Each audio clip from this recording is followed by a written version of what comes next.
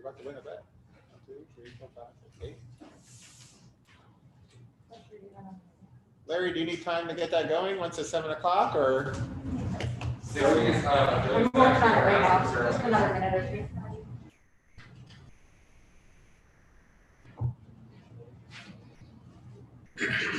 When they're ready, people will be ready. Oh, you guys. Sorry. You're good.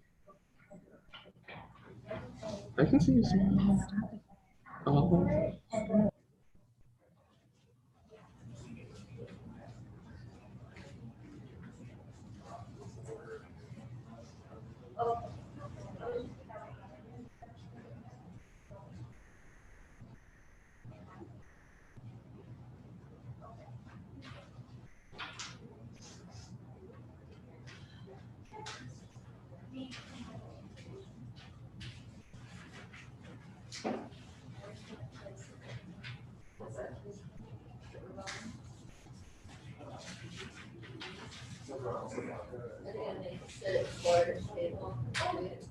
That's a good question. Some places will like put tables together if you want them to. Yeah. It's kind of a standing here. Like, So, yeah, I've been there, I'm just wondering the logistics of, yeah, that's a good, I didn't even think about that. I know, I'm trying to forget.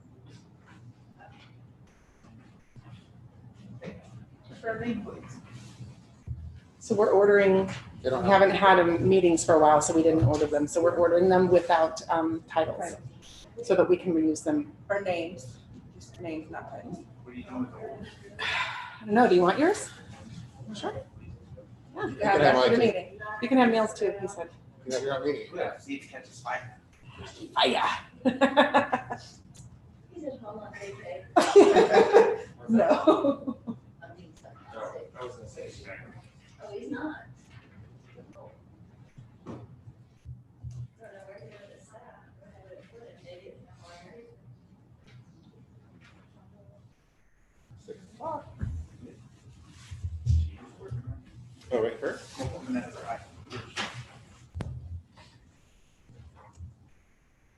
As you all know, this meeting is not only just in person, but it's also doing the Zoom meeting.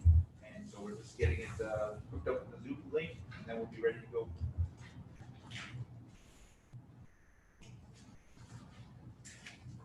Can you hear? We good? I'm watching for the comments, so if anybody says that they can't hear us, I'll let you know. Awesome. Otherwise, We're ready? We're streaming, we're good to go. We are ready to go. All right, welcome, everybody. We're back in person. We do the physical distancing thing, the face coverings, but we're here. We're also doing the Zoom meeting. You're watching this in the future, if that's how you're watching this on YouTube. Welcome to the Providence Master Homeowners Association Board of Directors meeting for January 14th, 2021. The time is 6:02 p.m. and we have a quorum of the board president. My name is Walt Dietrich. I'm the board president. I'm vice president. I stepped back, so why am I running this meeting? It's because our president couldn't be here tonight, sorry to say. But we'll go this way. You have, please introduce yourself. This way? Okay. Katie Helen, I'm the treasurer. Phil Chapman, secretary. Neil Merrill, hello. Tasha Davila, community manager. Alicia McMillan, Assistant Community Manager. Jody Davis and Director of Operations. And in the back, we have Jerry B. McLean and Larry Hartman. Larry Hartman is somewhere around. They are vice presidents with CCMC, which is the management company that oversees Providence. So this meeting is called to order. We have forum introductions, the resident open forum. This is for residents to speak on any topics on tonight's agenda. There will be another open forum at the end that is for any items that are related to Providence but not on the agenda, or if on the agenda as well. As a reminder, those in attendance, homeowner comments, they do say 3 minutes on there, but we don't have a time clock or anything. We're not going to be strict. This is a board of directors meeting, so we want to get to the business. But you, the homeowners, it's important to hear from you. So unless the rule is abused, we won't have to engage that rule again. So with that, I'll open up to the public to speak. Are we coming up to the podium here? There, you can certainly come up to the podium if you'd like to stay at your chair. You're welcome to do that as well. Just try to project if you. When you address the board, please make sure you say your name and which sub-association you live in. Can I take this off to talk? Is that all right? Or We're I wish okay you with would, because I can't understand you. Okay, Thank you. I won't spit. I'll kind Can of we see your talk smiley over here. face? Lovely smiley face. All right, my name is Joe Van Dyke. I live in Hampton Glen, and I started the drama about a month and a half ago regarding the golf carts. At least I was one of the ones that had an issue with the golf carts, with the Securitas golf carts driving on the public roadways within Providence. The main reason that I started having an issue with that is because I was almost in an accident. I wrote in the last board meeting and talked a little bit about that. They're very difficult to see at night. I brought with me a couple things that I just wanted to, some of the stuff I said was in the comments that Felicia read last time, but I didn't get to explain it, so sometimes it's easier for me to talk than just to send something written. So I wanted to bring a couple things with. This is the golf cart permit application that the DMV has. I highlighted on the top, I'm gonna read the highlighted section. This is not verbatim NRS, but this is what the DMV says. And the reason I wanted to print this off and read it for you guys is because I've heard several board members making comments in the past that we need to have a legal opinion. So this is not NRS. This is the DMV form that you fill out, and this is what it says. A golf cart permit authorizes the operation of a golf cart on highways properly designated by the appropriate city or county as permissible for the operation of golf carts. It's the responsibility of the golf cart owner to know what roads are designated as permissible for the operation of golf carts. And that's as general as it is. I also printed out on the DMV website also the section that explains it more clearly, what that means. These are some highlighted parts from that. A golf cart permit may be issued if the county exceeds 700,000 people, which Clark County obviously does. A golf cart must have the following equipment if it is to be operated on public roadways: headlamps, tail lamps, reflectors, stop lamps, an emblem or placard for slow-moving vehicles, a mirror, and brakes.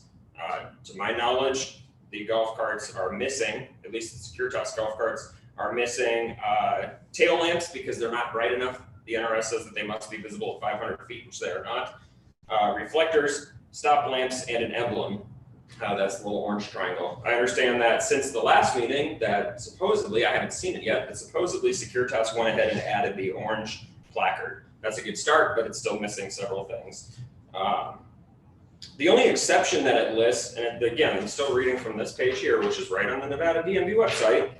The only exception that it lists is that a permit is not required for the operation of a golf cart, and then it says during daylight. All of my issues with the Securitas golf carts are being operated at night. So whatever exception Securitas claims to have is non-existent.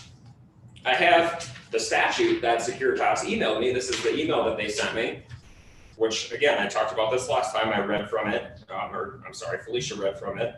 It talks about that exception for daytime use can only be used when it is in a designated golf cart crossing, or when it's a route of access between a golf cart and between a golf course and someone's residence.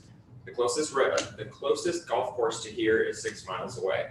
There's no logical reason to believe that Providence is a golf cart or golf course community. And if they are, I would love for Securitas to show me where that actually exists. One of the reasons that I kind of have an issue with this, like I said, it kind of started when I almost hit a golf cart that I couldn't see. But one of the reasons that I have a bigger issue with it, I guess now, is because it's been a few months and Securitas is kind of making excuses for why they don't have to do this. It's one form and it costs $10. That's it. I don't understand what Securitas's issue would be with that. It kind of makes me wonder their integrity and their ability to understand what they can and can't do as a security company, which is kind of a bigger issue also. And I know that that's also an agenda item tonight that we're looking at courtesy patrol bids. As a police officer, I regularly interact with security companies in my job. I'm not usually impressed with what they do and how they understand the law. The fact that they don't understand this very basic law is kind of upsetting to me because it's not ambiguous, it's not unclear, it's nothing like that. And if any of you guys that are sitting up there think that you need a legal opinion for it, I would just want to point out a couple things. We have 1, 2, 3, 4, 5, maybe 6 community managers in this building right now. And of those 5, 6, maybe even more, of those people that are in here, none of them are attorneys to my knowledge. Maybe you are, but you don't have to be. Your licensing classes that are taught by Sarah Berry here in Las Vegas. She is not an attorney, and she's the one that trains all of you guys and how to do your job. I know we have at least one realtor in the room tonight. She's, to my knowledge, not an attorney, but she has to understand real estate law. Neil owns his own business. He has to understand business law to an extent. He has to understand accounting, and if he has questions on those things, I would want to claim that you probably go to an accountant before you go to an attorney if it's an accounting issue. All right. I understand you also do insurance sales, which same thing again. If you work in the insurance industry, you're not consulting an attorney every single time you have a question. I understand Walt has some background in criminal justice and corrections. Same thing. My understanding is that you're not an attorney. Feel free to correct me if I'm wrong, but you have an understanding of the law also. I'll use myself as an example. I'm a police officer. I've never been to law school. I'm not an attorney. I read NRS traffic laws and criminal laws daily, and I have to interpret them myself. That's my job. I don't call an attorney every time I do that. Katie doesn't call an attorney every time she needs something. Tasha probably doesn't either. Maybe you do because CCMC seems to need a lawyer for almost everything, but that's not the norm. Everybody in this room knows that you need car insurance for your car. Not one of you need to talk to a lawyer to figure that out. This is just as simple. This is not ambiguous, it's not difficult. And that's one of my biggest issues is that if Securitas is that resistant to simply following a pretty basic law, very easy to read and understand, it makes me wonder what else they're screwing up. So a couple months ago, I talked to Tasha. I wanted to see all of the incident reports from Courtesy Patrol over the last year. I'm still going through them, so I don't have a lot of very specific examples to give you guys, but I hope to in a future meeting, but I'm not impressed. I'm not remotely impressed. A bunch of their incident reports are, like if she gives you a report that says, hey, we did this many incident reports, I want you guys to actually look at what those incident reports are, because I have looked at 3, 4, 5, 6 months worth, which is thousands of incident reports. There are many reports that are this simple. While doing patrol of the promenade, I observed a trash can that was missing a liner. I put a liner in the bin. Send. That's what we're paying $850,000 for. Some of their incident reports are generated by CCMC staff, meaning CCMC staff gets a report from a homeowner of some type of CC&R violation, and then CCMC calls Securitas. And if that's not happening, Securitas needs to write that differently in their incident report, because that's how they're writing it. That they're saying, received a call from so-and-so in the CCMC office who wanted us to go check on this CC&R violation. That is not their job. That is not what we pay them to do. So then I would ask you, what do we pay them $850,000 a year to do? Because none of their incident, I'm not gonna say none, a majority of their incident reports are not what everybody in this, what people in this room and people in this community think we're paying for. That's not what they do. That's all I got. Thank you, Joe, very much. I think you'd be very pleased when we get to that item on the agenda. I hope so. Next. Can we just go? Yep, we didn't do a sign-in sheet that I'm aware of that says, yes, you want to speak Yes, we today. did. We did No, we did a a sign-in sheet, but we didn't say, yes, you want to speak. Yeah, we Yes, we did. did. You just said no. Okay, wonderful. That's all right. Hold on, Laura. We should get the, agenda. Is Nisha still here? And you should say. Nisha, can you bring that over, please?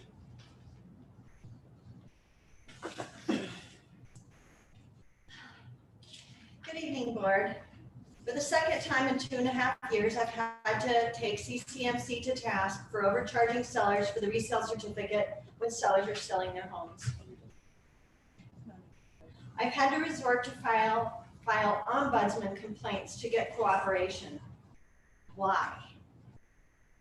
Why does CCMC cheat homeowners knowingly? Hey, Laura, that's actually not an agenda item. This is for the They're agenda. not replaced, they're not gonna do bids for CCMC tonight as a, let me see the agenda, golly, I couldn't. No, I apologize. Laura, go No, ahead. I just don't think I realized where you were going with it. My God, I'm sorry. Oh, okay, Is it- I know lawyers do that, they interrupt people, so I'm gonna start from the beginning. Yeah, go ahead. For the second time in 2.5 years, I have had to take CCMC to task for overcharging sellers for the resale certificate when sellers are selling. I have had to resort to filing ombudsman complaints to get cooperation on both occasions. Why? Why does CCMC cheat homeowners knowingly? I say knowingly because it's the second time. They were on notice the first time, they had to pay people the first time, so they should have been watching it. The second time, there's no excuse. Why does the BOD want to continue to do business with the management company that resorts to asking an attorney to decipher what $160 means? Duh. My favorite TV personality, Judge Judy, would say, dishonest in this dealing, dishonest with all dealings. There is a laundry list of problems and bad advice with CCMC, and here we are. I'd like you to look at this like you're considering a divorce. You're remembering the good times. You used to love them. They were great in the beginning. Now they're lying, mismanaging your bank account. Your interests are no longer theirs, and they are ruining the place you live in and running it to the ground. It's not easy to say goodbye. It's really hard to do. It's fear of the unknown. It's fear of the decision ramifications and fear of the freedom. Thank you, Laura. Did you say Laura Chapman, Verada View? Golly, yeah. Thank you. Go ahead. Kinda, but I selected at the end, does it matter? If it's an agenda item, or if it's related to an agenda item, you can speak right now. We do have a time at the end for speaking of all matters properly. Okay, is the contract for our board or HOA up? Yes. Yes. If you'd like to speak on that, you're welcome to come on up.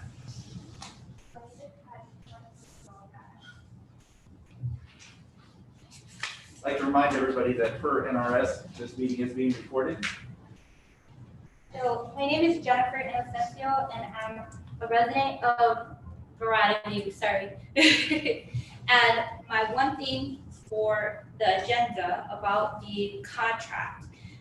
In June, I believe it was June 9th, I had made a formal request as a resident who was out of state at that time to have the minutes provided. I had made the request via email, and just today at 4:13, I received those requested minutes. So I don't understand why, when we're paying for this service, as a resident who pays for this, why I had to jump through so many hoops and remind people I haven't received it, I haven't received it. That's not my job. That's the job of our HOA to follow up with me as a resident. So I just want that to be noted for consideration when you guys are thinking about the contracts and who our next HOA is. Thank you, Ms. Jennifer. Thank you. Does anybody else like to speak on items on tonight's agenda? Yes, ma'am?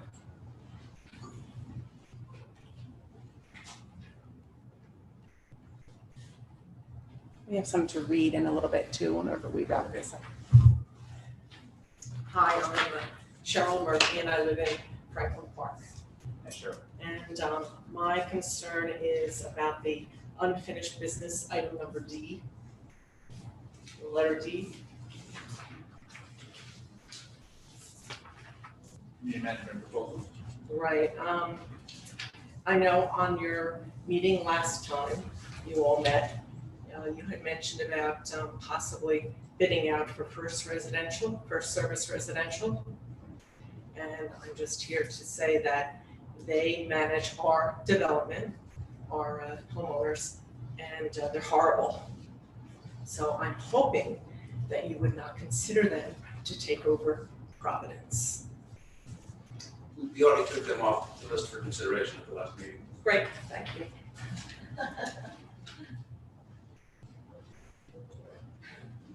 Anybody else? We did have some homeowners send in statements, comments. All right, so the first one is from Carrie. She is from Emerson Community, Give her last name? Embry. Carrie Embry. Carrie Embry. It's really hard to hear you. Do you have a speaker, like a microphone? Nope, I'll stand up. I'll talk louder.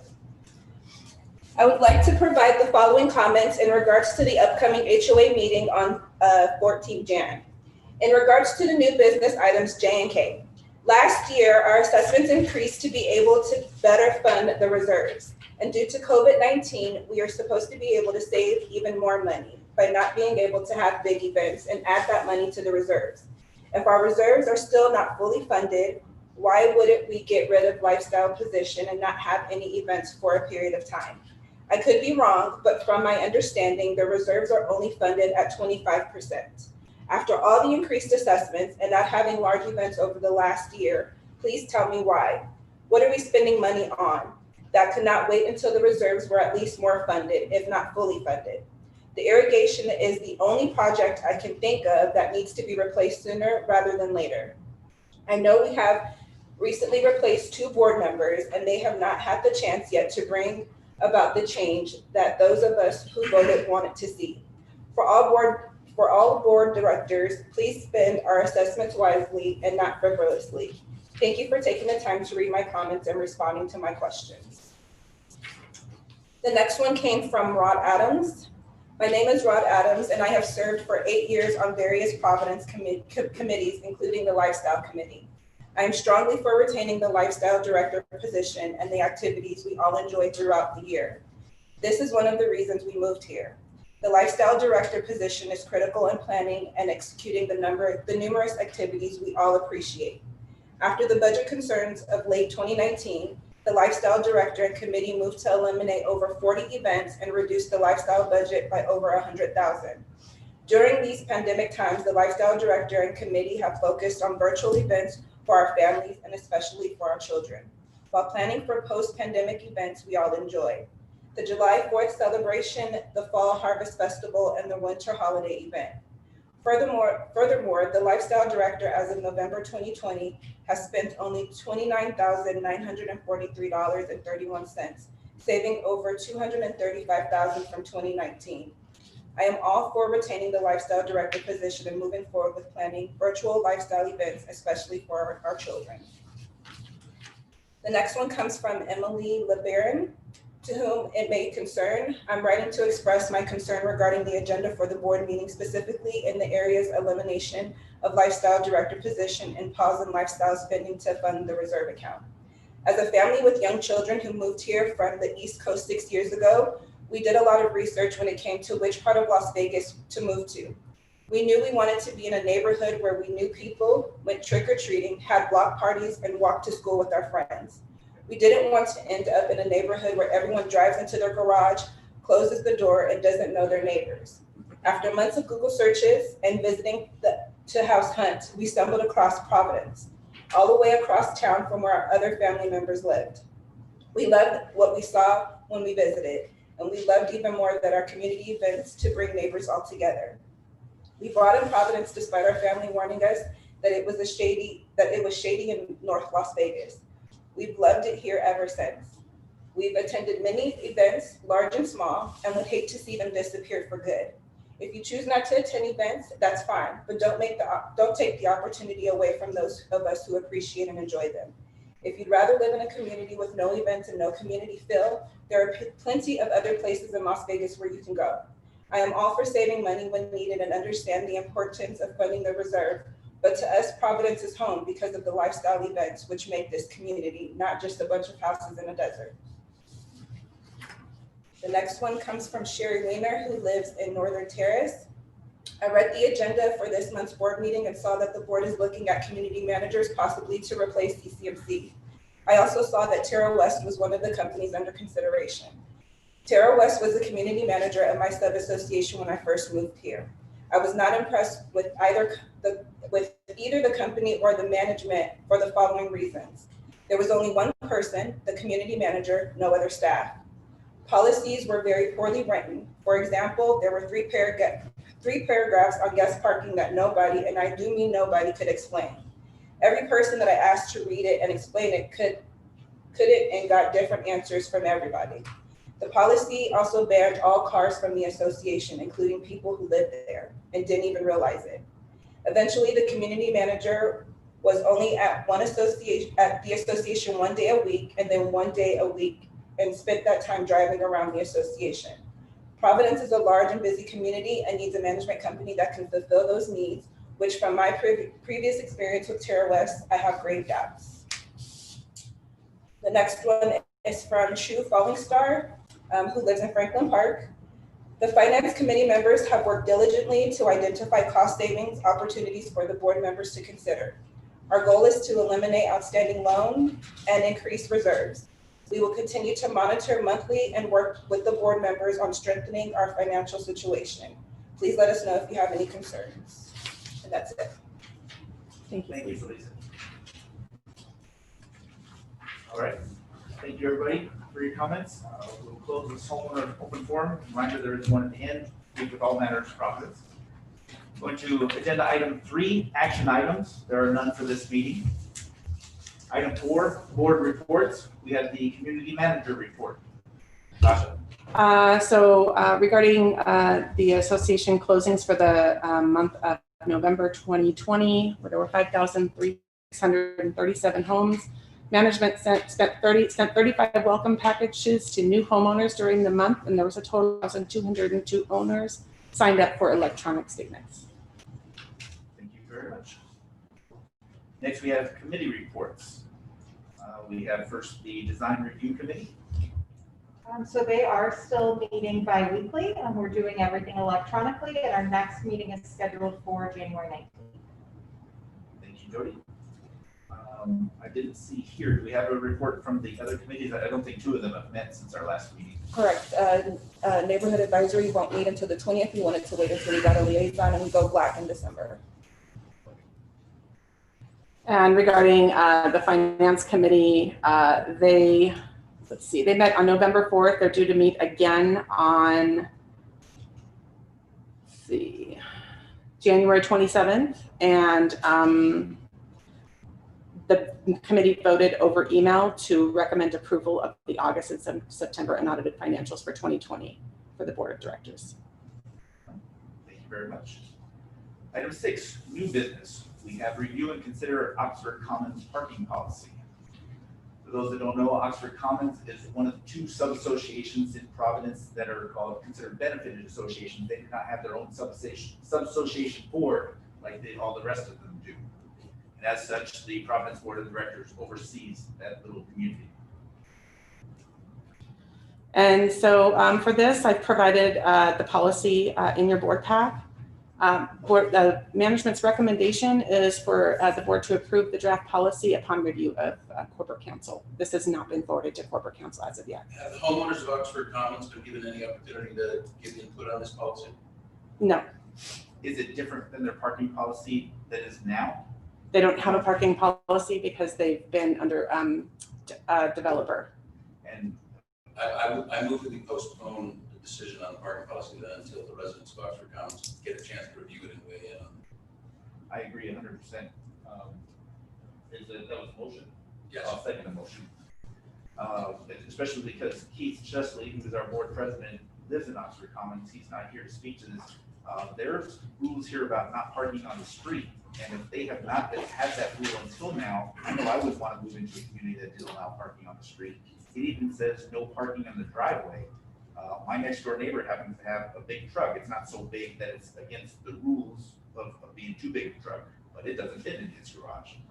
So he would have to park on his driveway. And this policy seems to say you couldn't do that.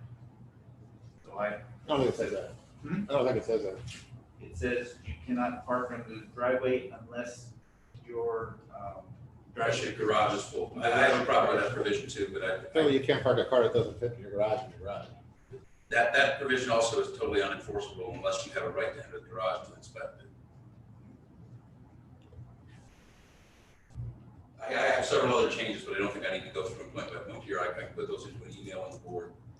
Well, and I think it may change based on the feedback we get from the homeowners Yeah, as well. I'll give my feedback and we give the homeowners opportunity to give feedback. So what's the criteria for homeowner feedback?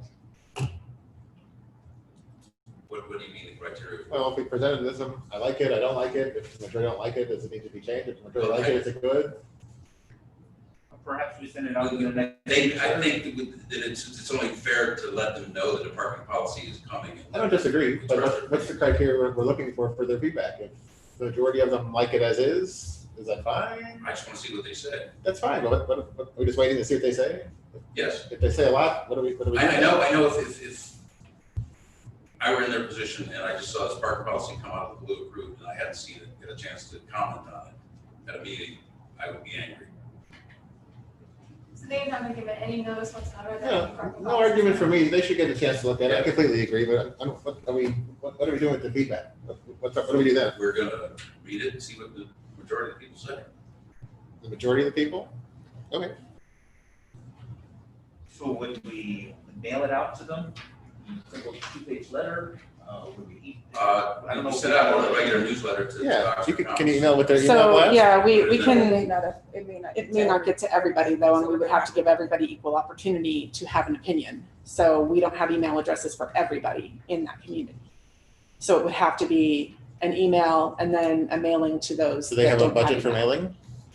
They do, they have their own separate budget. Do you want to use their budget to mail them letters?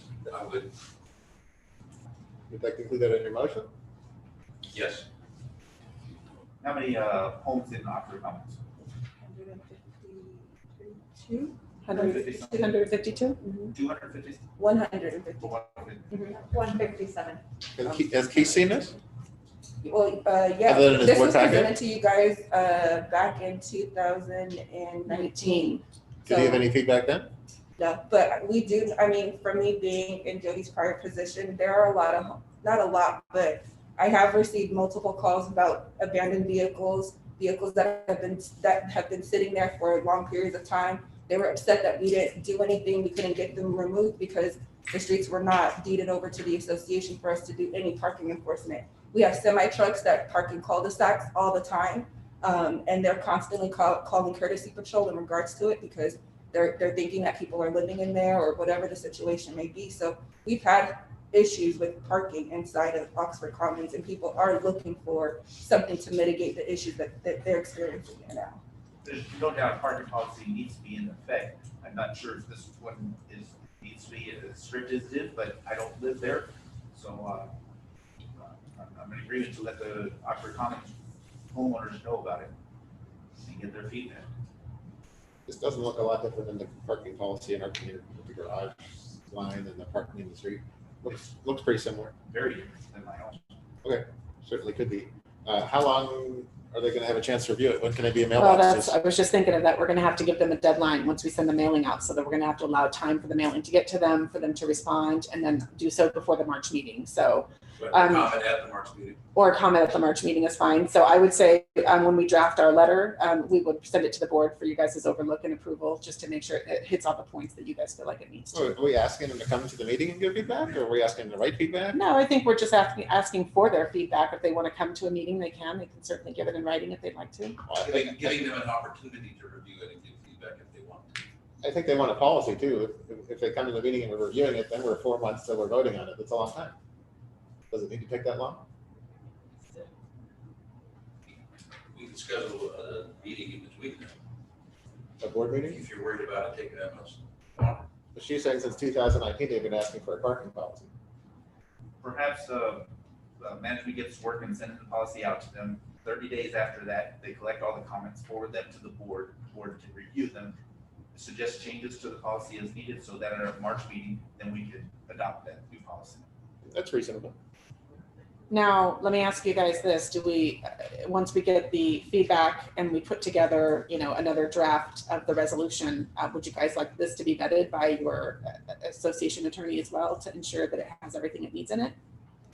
I think any document that we put forward should be vetted, yes.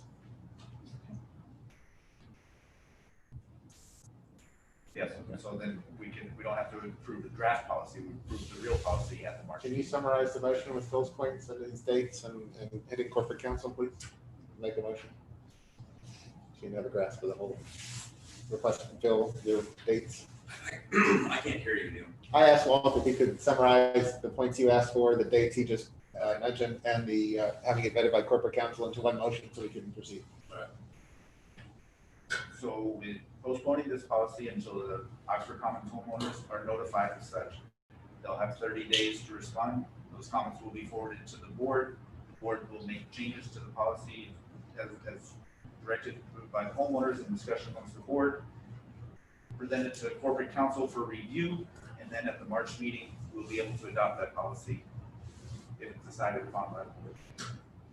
Second, Walt had already said Any it. further discussion? that's Walt's motion. That's what. Oh, sorry. I thought it was All in Phil's favor? motion. Aye. Aye. Next, we have review and consider Oxford Commons Reserve Study. So we received that from Complex Solutions, and it does have all of the items in it that are in that community. So if you guys wanted to review it, absolutely. I know that you had it earlier, and then it's management's recommendation to adopt. Are we expecting, with the builder of Oxford Commons, that KB Homes, Yes, sir. are we expecting them to fully fund the reserve? Currently, right now, it's at 88%. They have not offered It to, says 81, it's 88? It's 88, I'm sorry, it's 88%. So they haven't offered to go to the 100%. But their schedule gets them to 100% fairly quickly. Because it looks like it's gonna be about 4 years before they get to it. Compared to the Master Association, it's quickly. So we don't care about them getting fully funded by their builder? Management, was there any surprises in the reserve study for you? No, sir. Nothing out of it. I reviewed it, I didn't see any problems with it, so I moved that we accept it as presented. Second. Any further discussion? All in favor? Aye. Aye. Aye. Aye. Motion carried.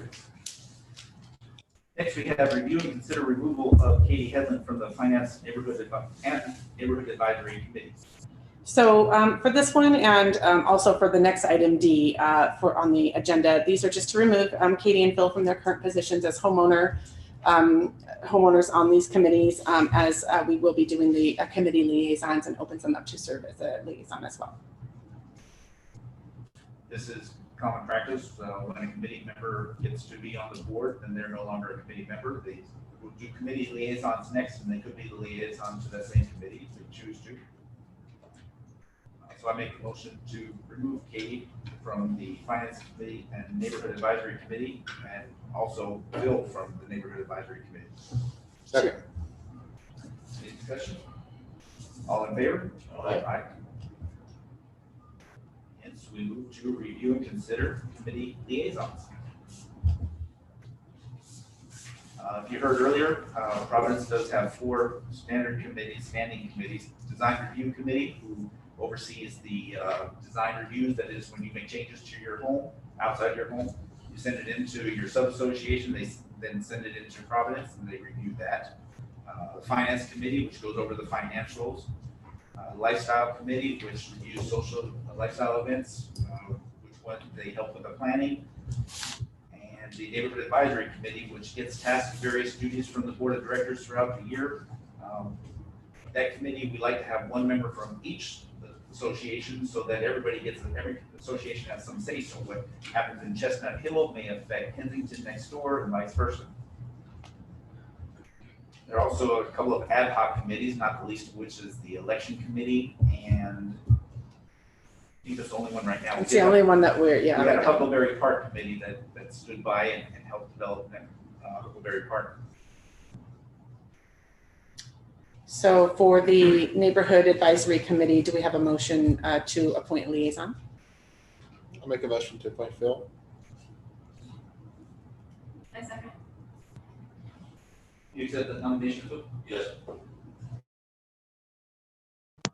All in favor? Aye. Oh, we did one at a time? You just did one, so. I thought we would line them off and- Okay. Well, it's obvious the treasurer should be the lead. It's actually required. We need to vote on that? Well, yes, because we need to make an official vote. Thank you. Katie, do you accept that? Yeah. Perfect. I know, she has to accept it still. Doesn't matter. You've been on Lifestyle before. Do you still want to be on Lifestyle? That's fine. Is that a motion from you? Yes. Second. You do accept? Keith made mention to me that he would like to Design review. stay on design review, so I make a motion for that. Second. The second, so Let's vote on those 2. So we have Phil as Neighborhood Advisory, Katie as Finance, Keith as Design Review, and Neil as Social Lifestyle. Do we need to appoint someone to the election committee, or is that not necessary? It's not necessary until we come up with that committee. Are there any other committees we need to, do we vote them all? We got them. Okay, we need to vote on the last two. We didn't vote on me and Keith and I. What about you? I should just show up at meetings, Okay. which is something that all homeowners can do. I know this past year has been different and we've been doing them on Zoom meeting, but all homeowners are welcome to attend committee meetings. We need to vote on Keith and I. Okay, so we have a motion for Keith and Neil serving in the design review and lifestyle committee. Second. Second. And for the four of them, all in favor, say aye. Aye. Aye. So carried. Review and consider insurance proposals. So I went out to a few different brokers, and unfortunately, the broker that we currently have is the only one that bid on the insurance. Not a surprise. So basically, he sent back a letter today. So he had sent over a bid, a sealed bid, but he was still waiting for some quotes to come back. So there's a couple of options that the board has with this. Very And quickly, this, Tasha, the expiration date is? the expiration date on the. Real date, same thing. Yeah, absolutely. I believe it is. February 4th? February 4th. February 4th. So you might not see bids till February 3rd, the way that the insurance industry works. That's not uncommon. Wait till last minute, so you can't shop around and you pick what hopefully is their best offer. So Right. if it's incomplete now, and she'll let us know, that's not a surprise in this business. So just so you guys know, last year you paid a premium total of $88,781. If the board wishes, so the D&O for last year, just so you guys know, was 25 million is what they were able to insure the association on. However, unfortunately, the carriers aren't doing that anymore. And when they do go ahead and insure the association, it's for a whole lot more money. So what they did was our governing documents only require us to have $15 million for D&O. And so what he did was he took Philadelphia and got a quote from another carrier called McGowan and was able to come up between 5 million and the 10 million that Philadelphia had given us. They were able to come up with the 15 million to get us to reach that threshold for our governing docs. Just so you guys know, if you accept this from the current carrier, the insurance will be $96,649 annually. That's everything. That's everything. Versus 88.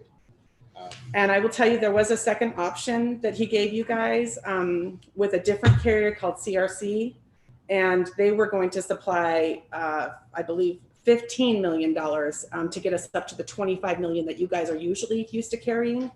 However, if you guys go that route, you guys are looking at $104,645 a year. So that's a pretty significant They were providing jump. 25 all by themselves? Yeah, Philadelphia was providing it all by themselves previously. No, but, so you gave us the first quote. The first one- 96,000 roughly was 5 and 10 to get the 15 million. Right, You know. right. The second one, that company was providing 25 million? That company is providing 10 million So how's that to different? bring us to 20, Oh, an additional 10. an additional 10 to So bring you us to have the 3 25. liability carriers for Dino. Well, if you go with the second option, it's still going to be only 2. It's going to be Philadelphia and CRC, but CRC is offering a different amount to get you guys to 25 They're million. offering 20? Right. And then that would be the 104. Hold on, which one am I looking at? Gotcha, the 20 costs more than the 10. Yes, exactly. That's the difference. Yes, yes. Do you have, or gentlemen, Jeremy and Larry, do you know the AM Best rating on these carriers in question? Philadelphia is an excellent company. Do you know the other two?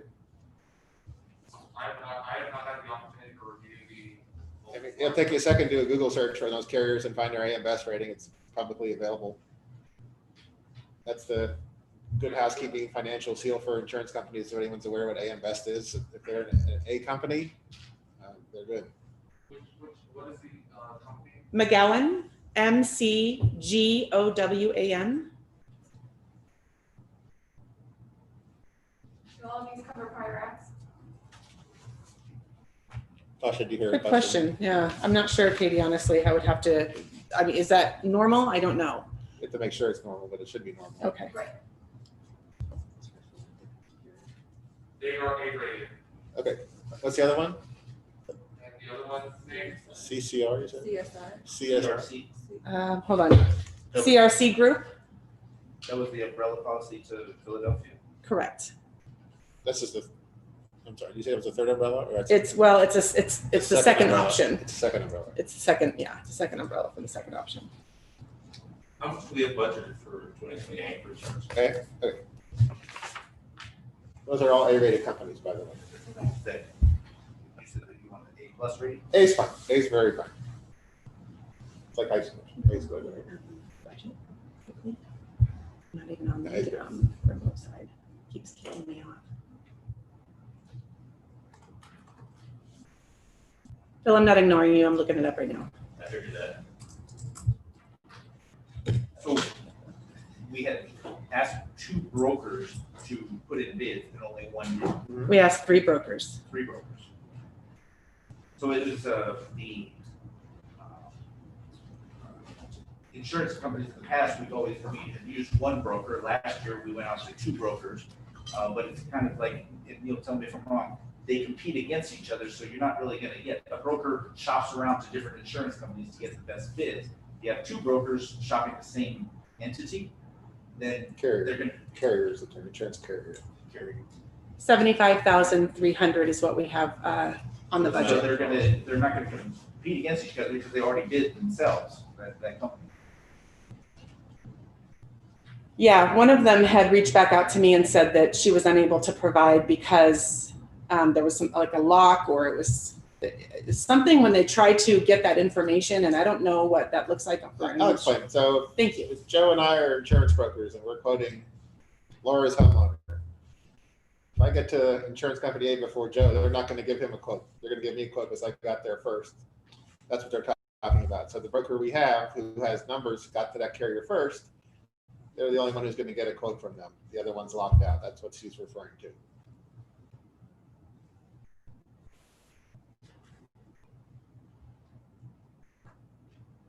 So we asked the different carriers or the different brokers that were selected. We narrowed down to 3. Pick your markets you want to go to. Obviously, this one didn't follow the rules, but couldn't find any markets on their own who wanted to give us a quote because the HOA industry as a whole is not an attractive risk, not specifically Providence, HOAs in general. So right now, we're paying $88,701 for insurance, basically the same, but the D&O insurance goes up to $25 million. No, it goes down. No, that's what it was. It was 25, right? It goes down to 15. So this year, $6,649 for $15 million. Correct. Or we have another option to go up to $104,645, keeping the $25 million. D&O insurance is directors and officers. And yes, and it was my understanding that the reason the association had upped it to 25 million, which is 10 million above what they're required, was during and right before the Huckleberry Park build. I think they upped the insurance to just kind of encompass all of that as well. So I don't believe as a community manager that you guys need the 25 million. I think the 15 million that the governing document states that you need, I would recommend that you guys would go with that quote. Why did we need more D&O insurance for Huckleberry? Were we worried about the decisions they were making? You know, yeah, I wasn't there at the time. That's just kind of how it was explained to me. What? That the insurance was at 25 million for a while. And I don't know for how many years it was that way due to the Huckleberry Park build. I don't specifically recall that sitting here, but I do recall that the extra liability coverage was a negligible premium at the time. So what do you recommend, Neil? If you're comfortable with 15, I would recommend the $96,000 combination of coverage. If you think we need to be at 25, I think 15 million is probably sufficient. I'm comfortable with it. It just costs more money. I don't think it's necessary to spend it. I'm comfortable with 15. I am too. So I'd make a motion, unless this gentleman can find a better price with A-rated companies before February 4th, to accept the $96,000 bid from Philadelphia and McGowan. Is that the combination? Philadelphia and McGowan. Second. Any further discussion? So we don't know about Farmer Max? We'll make sure that that's part. Yeah, we'll make sure asked before that we la- bind it. We asked that last year, and this broker knows that we want that, but we'll confirm it. That's For sure. the absolute necessity. It's already noted, Katie. So. Okay, Yeah. thank you. Yes. We have a second. Who's the second, Katie? Katie. Okay. No, Phil. I'm sorry, it was Phil. Yes. Oh, yeah, it's my motion. It was your motion, yes. Phil seconded. So we just need to, if there's no more discussion, we need to call for a vote. All in favor? Aye. Motion carries. Next we have review and consider irrigation retrofit project acceleration. So the board did ask to see if Brightview would be able to accelerate that from the 4 remaining years. So they were able to provide 2 different options for you. One is going to be breaking it down all in 2021. And then the second option is breaking it down for 2 years to 2021 and 2022. It's a mouthful, I'm sorry. So they have those details. They would like to start as soon as January 18th on either one of those options if the board so chooses, so that they can do that. They said the first phase is going to take about 10 weeks. And the way that they broke it down in your board pack is putting the areas that need the attention sooner as the first option. So I have a question. Yes, sir. If we were to pick the 2-year phase, would they stretch out the first phase over the whole year, or would they do it as quickly as they would do that work if we did it all in 1 year? I believe they would stretch it out. They would stretch it out. Yes, sir. So the breakdown for option 1 for completing the 2 phases over 2021 and 2022, they would start each phase spring and then a phase in fall. And we would begin the proposal 2021 spring, and it would take the 10 weeks. And then they would start the next phase in fall. They don't give us a date, mid-September, and that would take 8 weeks. Did you just say though that they said they wanted to start as soon as January 18th? Yes, But they said spring also. I think that they're lumping in next week is spring. Okay. Yeah, it's 10 weeks, so it would be Go just into the spring. Now, I mean, standpoint, and because I know that we're trying to find some cost savings wherever we can. What about maybe the option of getting with Brightview and trying to come up with some of the areas of the common area that are identified for these bids that perhaps we don't replace once they take out the landscaping? Maybe we just take out the land once they remove the landscaping, because they would be working on the irrigation tubing anyway. How about if we say for certain areas, don't put back the landscaping, take out the irrigation, and let's just do some DG and maybe some big boulders in some certain areas to try to bring down the cost a little bit. I'm sure that these areas are identified because they exist, but maybe not every area needs to be this, massive landscaped area. Maybe it can be something a little more simpler that doesn't involve any irrigation. Are we talking about $5,000-$10,000? Or are we talking about $100,000? I mean, yeah, I think that if we go to them and ask them to look into something like this, it's only to our benefit if it's a significant savings. How long would you anticipate that taking? If they need to get started within a couple of weeks. Right, I know. I mean, obviously we go to them right away and see what if anything they could identify, or if they would even recommend us doing that. But I just think that it's worth asking. I think that's a good idea, but I would like to get the irrigation done as fast and quickly as possible, since we're, I think, $100,000 over water for 2020. And that's what I was going to ask you, Phil. I know you've had the number of water expenditures, perhaps water savings. How much do you think we would save water-wise if we did it in a year instead of 2? Ballpark. If you have it, if you don't. I haven't analyzed that where I feel comfortable giving a number, but just based on the overage for the last couple of years, we've been 100,000 or so over budget for a couple of years. Do you think we could possibly realize 100,000 in savings by doing it in a year versus 2? Well, we should get some of that should be saved because the first phase was done, so that hopefully it won't be that much. 50? Would 50 be reasonable, though, to save in water? Yeah, I think it could be. The leaks are only going to get worse too, and if we stretch it out longer, it's going to be more money for water. Plus, eventually, we're going to get fined.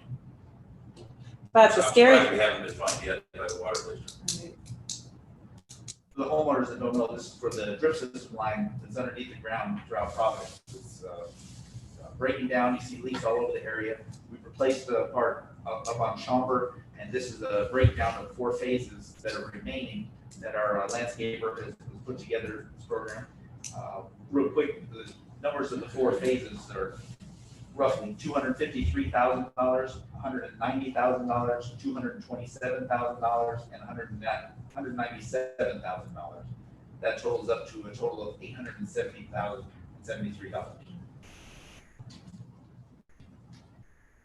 if you break up the two phases, into, there's 4 phases and talking about over 2 years, it's $444,454 for the first year and $425,619 for the second year. I think the concern from a management standpoint with doing it all in 1 year, I would think we would recommend breaking it up in a couple of years, just to not drain the reserves. But yeah, that would, if we accept the proposal in 1 year, we would have to get the cost savings elsewhere, which hopefully we can do tonight as well.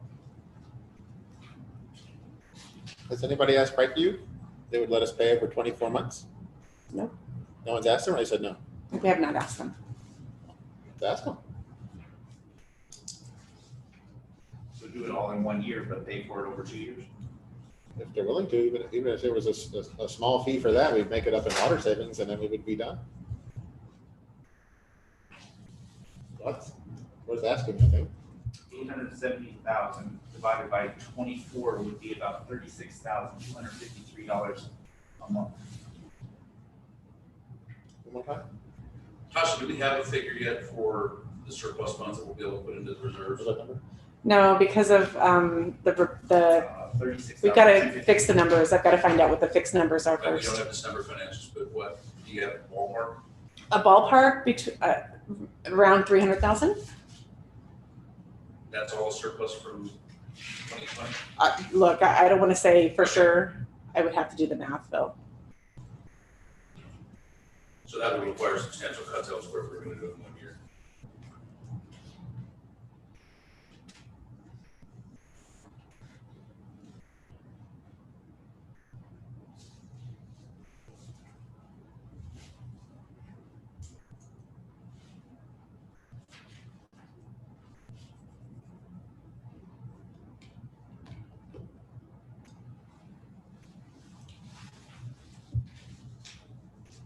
Do we want to take things out of order, table this until we decide on some of the things that would provide the money to pay for this in 1 year, and then decide how we're going to do this?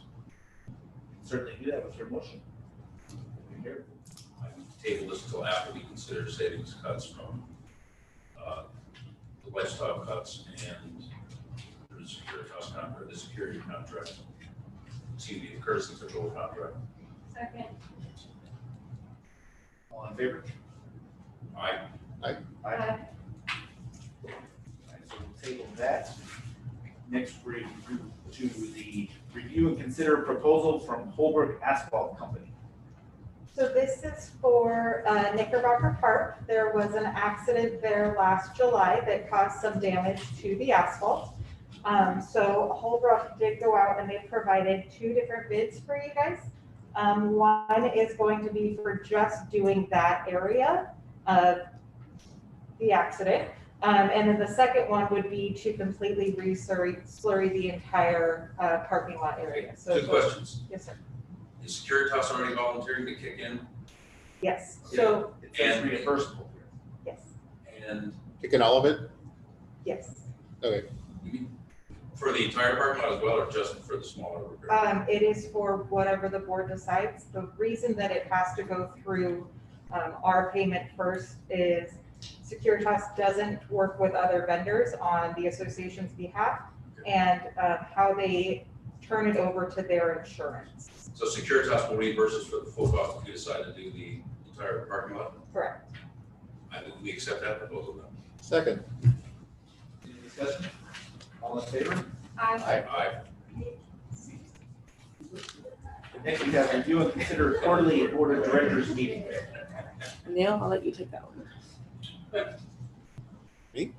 Yeah. You requested it to be on the agenda. No, I didn't. Oh, okay. So quarterly board of directors meetings, I don't know if the board is interested in taking them quarterly, or do you guys enjoy doing them every other month? It's really up to you. Enjoy is the wrong word. Well, you're probably right about that. I think this was Keith's suggestion, if I recall. I think, if anything, we should do them more frequently rather than less frequently. Can't hear you. Just, I'm sorry, man. On the, just based on like the length of the last 2 meetings, I think we should not do them less frequently. We want to consider them doing more frequently throughout the years. agenda heavy as tonight. So if you guys don't want to discuss it further, then that can certainly die and we can move on to the next item. I was just gonna say the same thing, Tasha did, if there's no motion, then just let it move forward. So continue the bi-monthly meeting as it is. Mhm. We have review and consider elimination of lifestyle director position. I asked for that be added to the agenda. I will move to eliminate the lifestyle director position, at least on a temporary basis, until we can have events again. Discussion? I don't think we need a full-time, in my opinion, we don't need it. We can eliminate this position permanently. So Providence just hired a lifestyle director in March, unbeknownst to the new board members, that it was even still being pursued. Took a while to get this position filled. I thought we'd wait at least a few months. My impression is just Walt Dietrich talking, listening to the government. Everybody who wants to be vaccinated will be able to by May. So give a month leeway. I'm hoping Independence Day celebrations will be normal for the world. That includes Providence. It's one of the big events that homeowners do love. To get an event like that up and running, it does take a couple months planning. So if the lifestyle director was hired in, say, April, maybe that's enough time for them to get all that planning done. Now it's January and we have a new lifestyle director. Providence has been doing little events, virtual events and such, little or no cost to the association, keeps homeowners engaged. I think one of our comments before was about that. On that point, well, the management report, we had one event that's canceled. I think the Halloween trivia night was canceled due to lack of interest. Halloween was canceled. Cookbook, we had 3 people submit recipes for the cookbook. It's on this bingo or whatever it is. We have 5 people on one night, 7 people on another night. There's very little going on.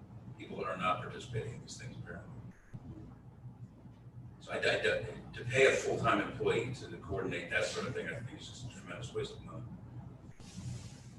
Katie, may I ask you, it was not the recommendation of the finance committee for the 2021 budget to eliminate this position, is that correct?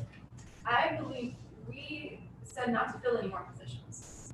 So we didn't say eliminate it, we just said don't fill it until. I believe there's a budget for 7. Is this one of the 7 from that recommendation from the finance committee? Not that I was under the understanding. I was under the understanding that encompassed the 2 coordinator positions. Right, the 7 that they recommended budgeting for included this position, is that Yes, correct? that's correct. That was my understanding of the finance committee recommendation too.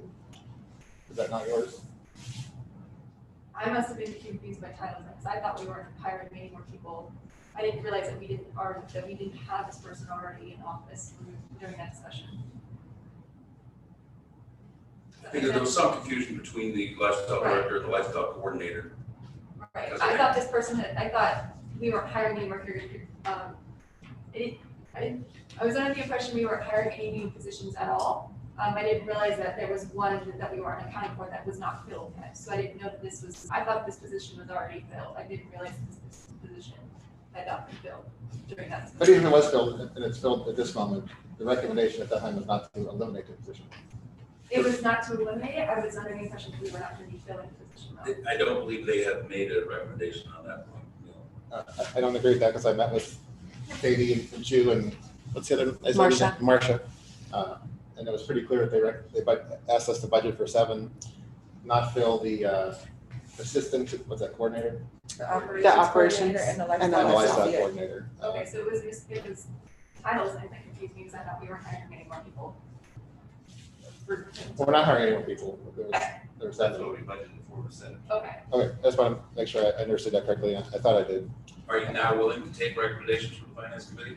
I'm always willing to take recommendations from the finance At committee. the October meeting, you completely dismissed everything they did. You would even consider the budget recommendation. That's not true. That is exactly true. Couldn't be any farther from the truth, Phil, but it's okay. We can agree to disagree. It's true. We can go to the tape.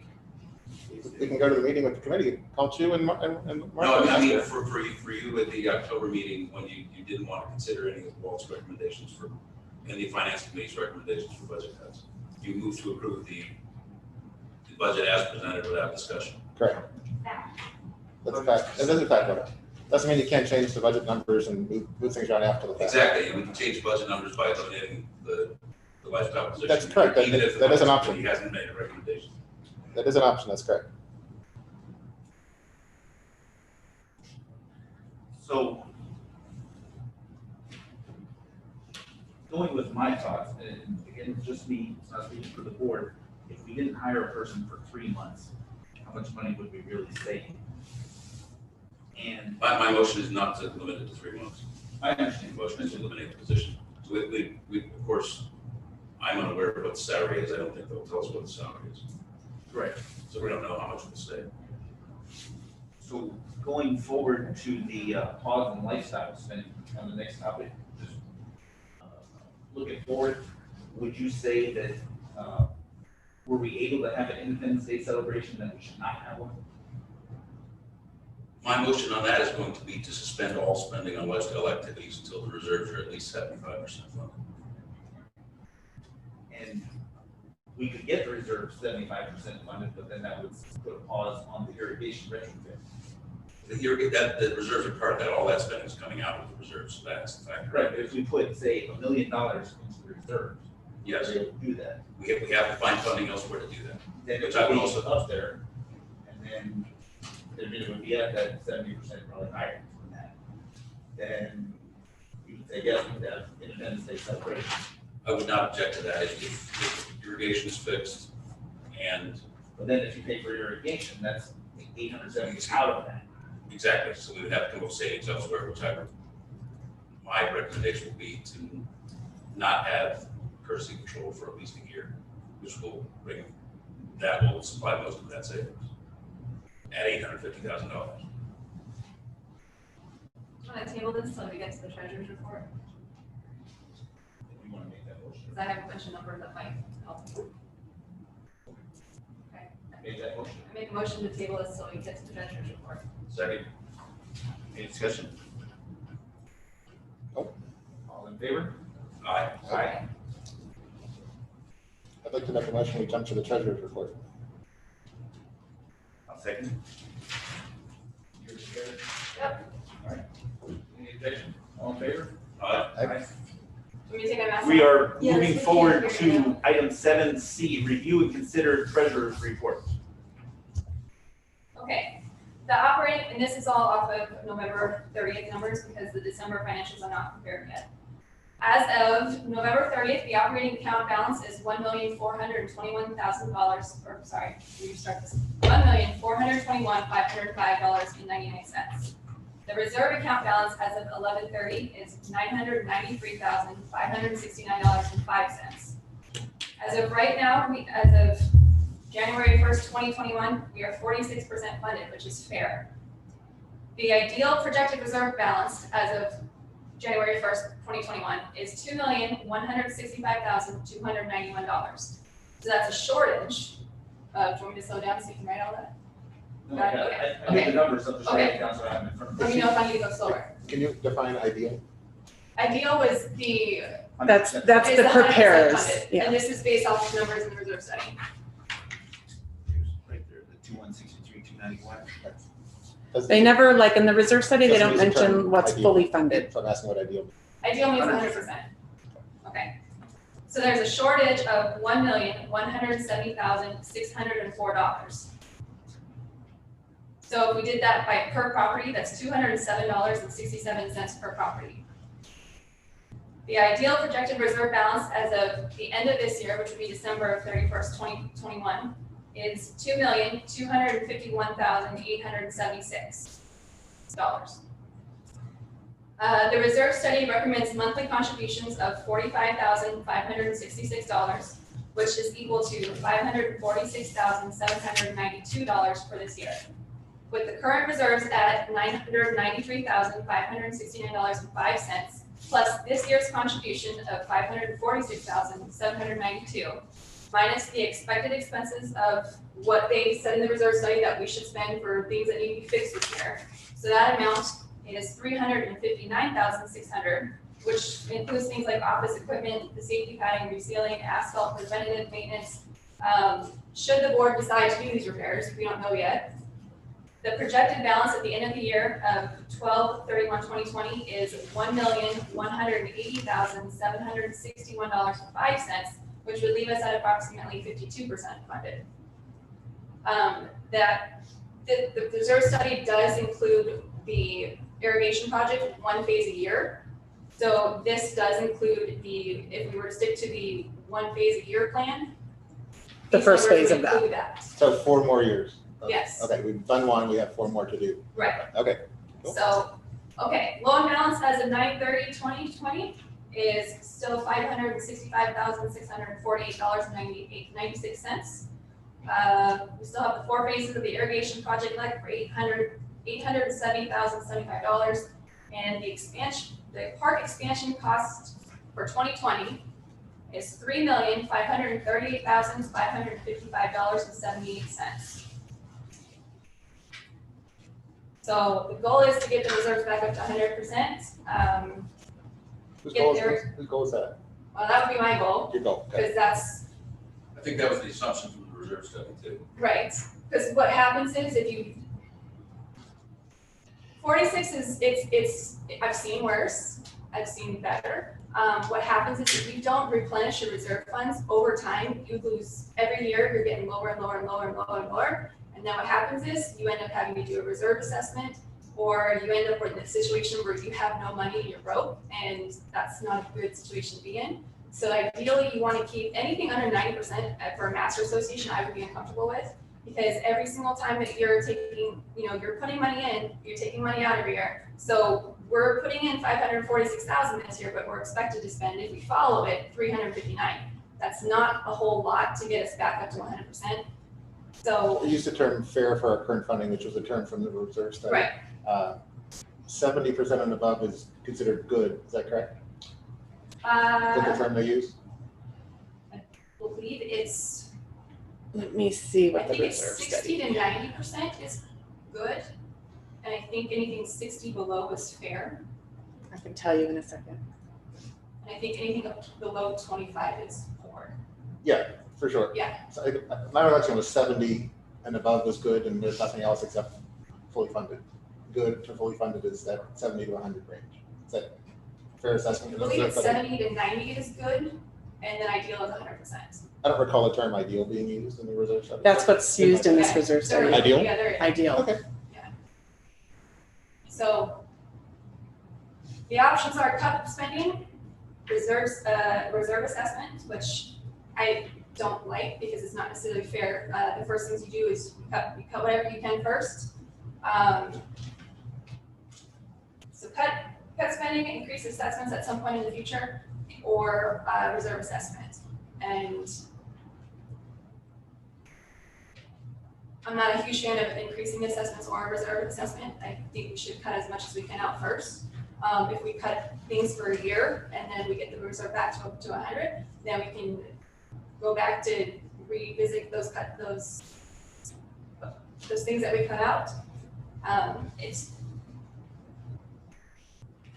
having reserves at 46% right now, and the projected end of the year is 52% is very uncomfortable to me, just because I've seen a lot and I know what happens. We are one catastrophe away from having no reserves, and that honestly keeps me up at night. So that's very important. We've already suffered from having low reserves by having to defer the irrigation project over 5 years. The original plan.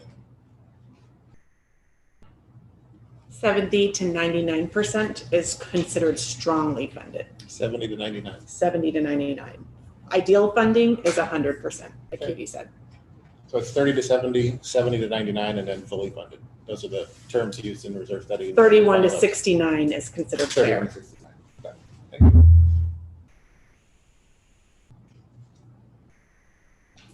So 70% funded. Did you say 70 or 75, Bill? I said 75, but I'd be willing to go down to 70 for that. Will be $1,515,703. We're at, according to November, $993,569.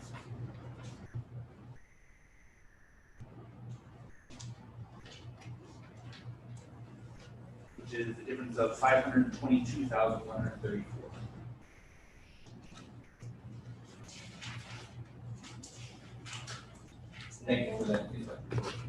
difference between 70% funded with the 993,000.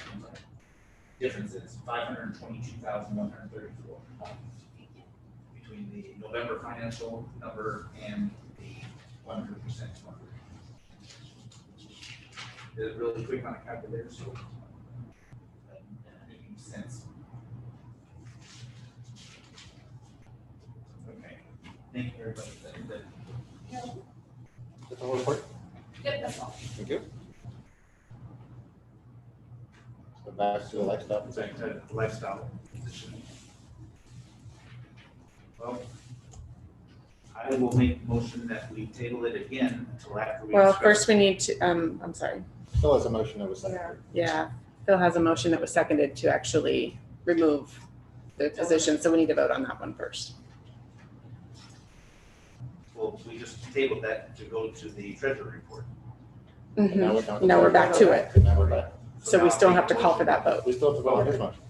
So we'll bring up his motion again. Yes, call for the vote and then, You're moving to table it again to do something else first, right? Correct, to go to the next item, K. Review and consider pause and lifestyle spending.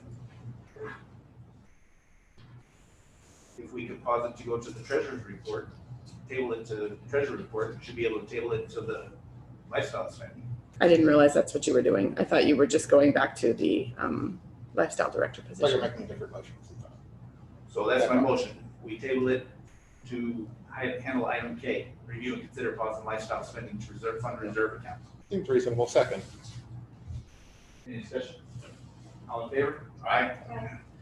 So our item now before us is review and consider pause and lifestyle spending to fund reserve account. What letter is it? Okay, This is item 6K. Okay, again, I move that we direct management not to spend any money on lifestyle events until the reserve account is funded. I'll change that to 70%. I'm going to second that motion. And so we'll start discussion. So if we achieve 70% and drop down to 69%, would all activities have to be canceled for this motion? Say that again. If we achieve the 70% goal you'd like to tie to lifestyle funding, spend money and drop below 70, we have to cancel all lifestyle events. he's saying that if we get it to 70% and we bring the events back and then the reserves fall to say 69% because we spent it on something, then do we have to then go back and? No, my motion is just to pause it until we achieve 70%, and then we would consider how much we want to spend on lifestyle events. It would be automatic spending. After that, we still have to approve spending.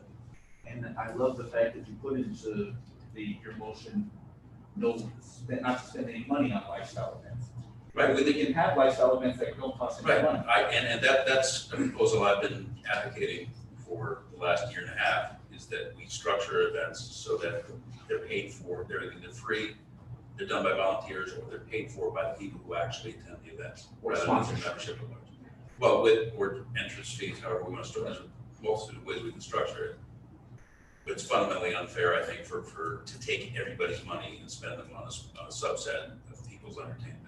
The people who are being entertained should bear the entire cost. Unless everybody in the community can participate like an Independence Day celebration. Yeah, well, even then, I would prefer it the other way, but I would approve some of the big events. So one of the last in-person events that Providence had before the pandemic closed everything down was Trivia Night. Trivia Night is a well-attended event. When I say well-attended, I mean it's sold out. Only 60 people can go. Right, but That's what it's I'm not open to everybody else. But this particular Trivia Night was sponsored by Blue Sky Insurance, the Providence Traditions partner, and the attendees paid fees, so there's no cost to the association. Right, and I support those. Supported 100%. Okay. So then, just tagging into the lifestyle position, to have those events, we would need a lifestyle. No, you don't. to run. That's what a lifestyle committee is for. Almost every other association, I have never participated or represented an association where there was a lifestyle director. So who is going to seek out the sponsors to pay for the events? The volunteer committees have done that in every other association that I've been aware of. Can I ask a quick question? Do you have any master plan communities without a lifestyle director that you manage? They don't, because that's their model. Sorry? Not that have lifestyle programming. Not that have lifestyle program. Okay. Are you talking about Las Vegas or CCMC countrywide? Do Nationwide. you know how many communities you manage? Ballpark? 215. 215? Thank you. So you're proposing from this tying a percentage to lifestyle, any revenue neutral event would be okay? And Yes. I think Walt's asking the 3 or 4 annual large events, that would be okay too? Personally, I'm opposed to them, but if the majority of the community wants those events, I wouldn't fight them. And there wasn't an attendance, correct? Correct, there can't, the ones where everybody pays, but only a small subset, it's even possible for them to attend. We're talking about primarily, I think, the events at the parks, the Yeah. large scale events at the parks. Where everybody is able to attend. There are some capacity limits, I think, but for the most part, yes. We've never turned anybody away. Well, how many are there of those? There are approximately 4. We have a spring event, which the name changes from time to time. It's called Spring Fling. The Independence Day celebration, Huckleberry Harvest Day in the fall, and Hometown Holidays in the winter. Okay, so revenue neutral events and those 4 in a similar grandness as they have been would be excluded from this proposal. Is that My proposal is to limit spending? this lifestyle limit? Yes. No, I'm saying have a total moratorium on spending on every event until we get up to 70%. And after that, we can see where we are and consider. Okay. Unless the event is, what you say? Unless the event is revenue neutral. So if we got a big name company to sponsor Independence Day celebration, that would be wonderful. Absolutely.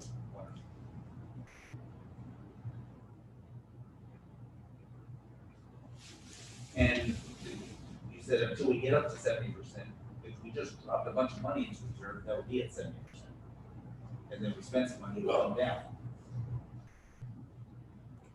It's a very hard formula to actually use in theory. Because we don't know what All right. the cost and then savings I would be. amend my motion, I move that we stop spending money on lifestyle events until further approval by the board. I still say. Actually, Katie had seconded that one. Okay, I still second it. Any further discussion? Do they want to discuss? No, there's we can still have revenue neutral events even under your proposal. Want to get the reserves up there? Okay. All right, there's no further discussion, we'll move to vote. All in favor? Aye. Aye. Any opposed? Okay. Motion carries. Now we're back to review and consider elimination of lifestyle director position. Back to discussion. With the knowledge that once the reserves are, well, it doesn't even matter what the reserve. We can still have events, pandemic willing, mutual cost and association. I believe we need somebody to plan those events, to reach out to sponsors and such. I think the lifestyle director is a person who has a vested interest in doing so, because it keeps their job around. Perhaps they can even get extra money that helps pay for the position. There's no reason that if we have an event that costs $1,500, we only get sponsorship for $1,500. We get sponsorship for $3,000 or something like that. I can imagine to us, and business owners tell me if I'm wrong, if the Providence HOA is saying, hey, we're gonna have, I'll use trivia night as an example. We got What You Want to Know Wednesday events going out, sponsored by this person, Facebook page sponsored by this person. It's a lot of free advertising, not free, they're paying for it. Reaching out to 5,600 homeowners, it goes in the Gazette and such. And that could really be a way to generate revenue, not just pay for the event. I think there's a motion from Phil and a second from Katie to limit this position. Correct, that's why we're discussing it. Okay. I'm justifying why that position could be necessary. Okay. So make sure I understood where we were at. I just want to make sure it was clear where we were at. Yes.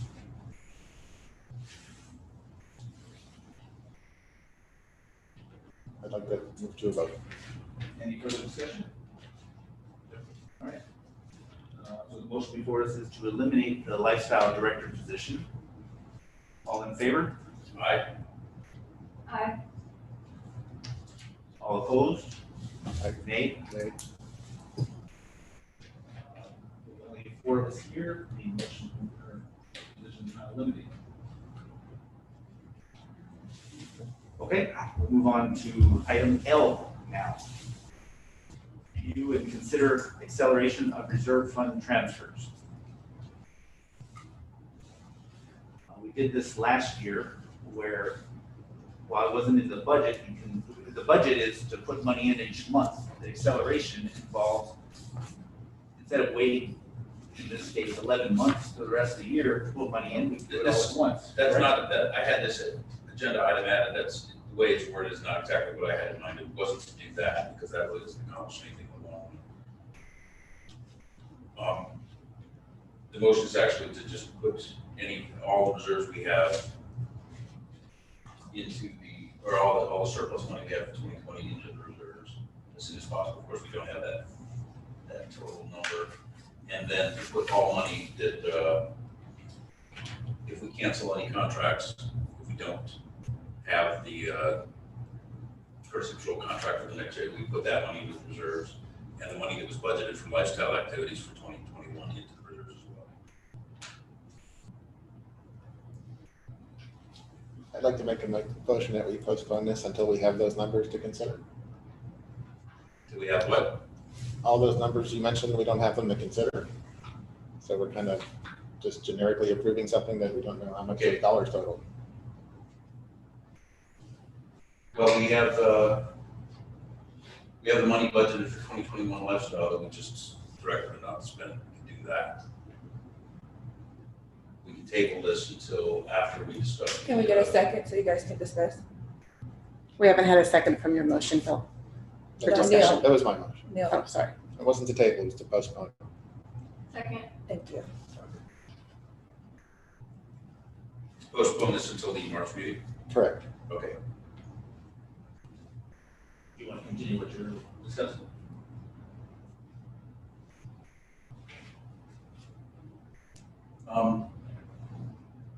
Yeah, I think some of this we can decide tonight. We could move the money from, it's budgeted for the lifestyle activities for the remainder of 2021 into the reserves. And depending on what happens with the courtesy patrol contract, we could also shift that money to the reserve. So let's say that we move the entire 2021 lifestyle budget into reserve. Presume that the courtesy patrol budget goes in there. That automatically puts us over 70%, which then we can have lifestyle events. But I took that wasn't the motion anymore. Took the percentage out. There's no percentage. The motion that passed was that you guys were eliminating I had amended it to remove the percentage requirement because it was too confusing. until the board approves it back in. Oh, until the board approves it. Yes. Gotcha. Okay, got it. So then you're talking about right now to put what into the reserve? Whatever is budgeted for 2021 lifestyle events that hasn't been spent to date. And if we choose not to renew, not to contract with any security company for courtesy patrol, we also move whatever is budgeted for that for 2021 into the reserves immediately. And any excess funds in 2020, right? Yes, but we won't know those until we get the December financials.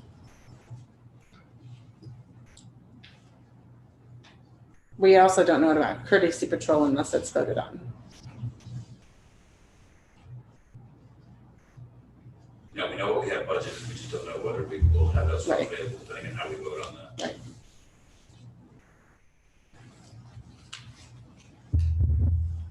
Right now, the motion before us is to postpone this vote until the March meeting.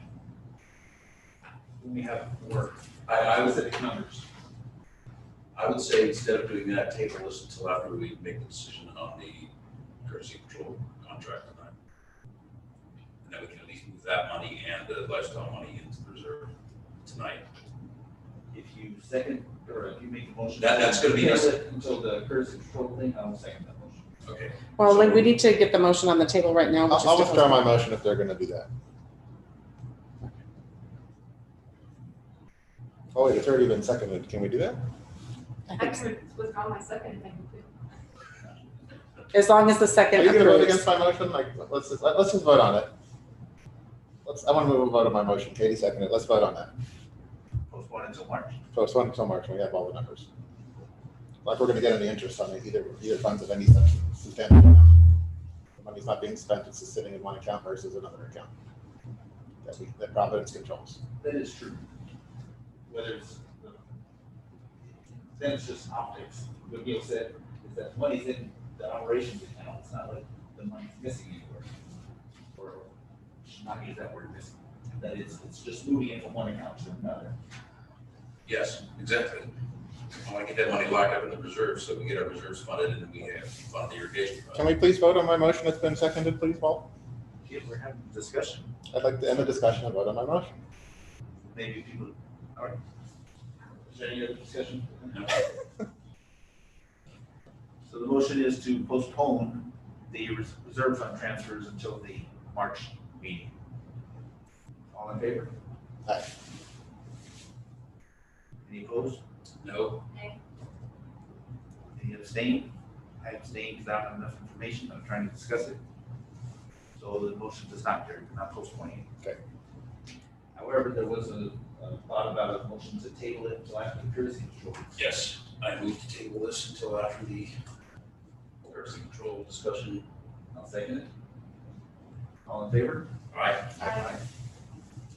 All right, so we're jumping out of order to that discussion? Yeah. Or we're just going right to the golf cart? The golf cart issue has been resolved. I don't think we even need to. Well, it's here. We'll go to that. We'll get to the courtesy control. Review and consider Securitas golf cart use per NRS 482.398 and Las Vegas City Code Chapter 11.41. I had asked this to be added to the agenda, but from Securitas's last communication, they said they're working to get the golf carts registered and permitted, so I don't think there's an issue there. Thank you, Joe, for bringing that to our attention. In your comments before, you're acting like a courtesy or a Securitas was reluctant. These two had a meeting with them last week. They were immediately, even in their emails, they said nobody's ever brought that to our attention. I think they used the word challenged us on it. And they immediately contacted their people. No, actually, his first response was, no, we're absolutely correct on that. We've vetted it through our legal and everybody says we're okay. We have an exception. But he said he would relook at it. No exception. He said he would relook at it, and he did, to his credit. And he came back and they got all the proper things, wait for DMV. And I guess they have a fleet person at DMV, so you don't have to make an appointment 3 months in advance. They're hoping within the next week they can get it done. And do we know if are they going to get those permitted as golf carts, or are they going to get licensed as slow-moving vehicles? I could find out. I believe they said they were gonna get them permitted as golf carts. Okay. That presents the problem then, with the slow-moving vehicles, they can operate them on any street where the speed limit is 35 miles an hour or less. With the golf cart, there still has to be, you still have to be on designated streets. So they need to go down to the city clerk or the city traffic engineer and find out what the designated streets are. I tried to call them this week, but nobody answers the phone at either place. We'll get with them. Yeah, I'll follow up with them tomorrow. Next, we have item 7, unfinished business. Review and consider December 17, 2020 Board of Directors meeting minutes. The board had a chance to review the minutes. I already gave Tasha my changes to that. There are certain places where it said motion passed with board approval, and that should be motion passed with unanimous board approval, or spell out which director voted which way. Because the requirement by law is that the minutes have to say what each director voted on each motion. That was the only change I had. And we're gonna update those for you, Phil. So I'll make a motion that we postpone the approval of these minutes until they are corrected. You can accept it with the corrections, like Yes. based on, yeah. Just so you know. All right, then I make a motion. We accept the minutes with the correction made. Second. Discussion. All in favor? Aye. Next, we have review and consider August and September 2020 unaudited financials. Please say. Wouldn't we normally be doing October and November as well? October and November will be reviewed by the committee this month, and then those will be on your March. Is that normal? depends on when the meeting, December, they don't have a meeting because of the holidays. Yeah, they're dark in this. Well, we actually did meet in December, but we had available all they reviewed was what we had available at that time. So, Okay. yeah, I think it's a little bit behind just because of COVID and the way that we had to start back up the meetings this year. Financials are usually available at the 20th of the following month.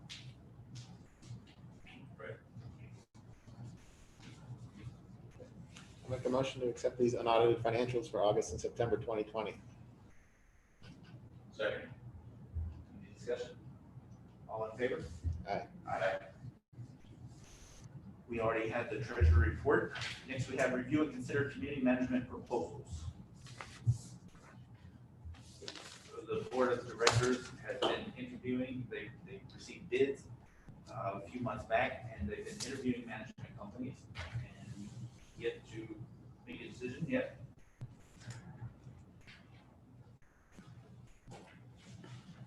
It's not a large area when you talk about communities of this size or management companies. There's only a few of them that can handle it. We've interviewed no less than 4 of them.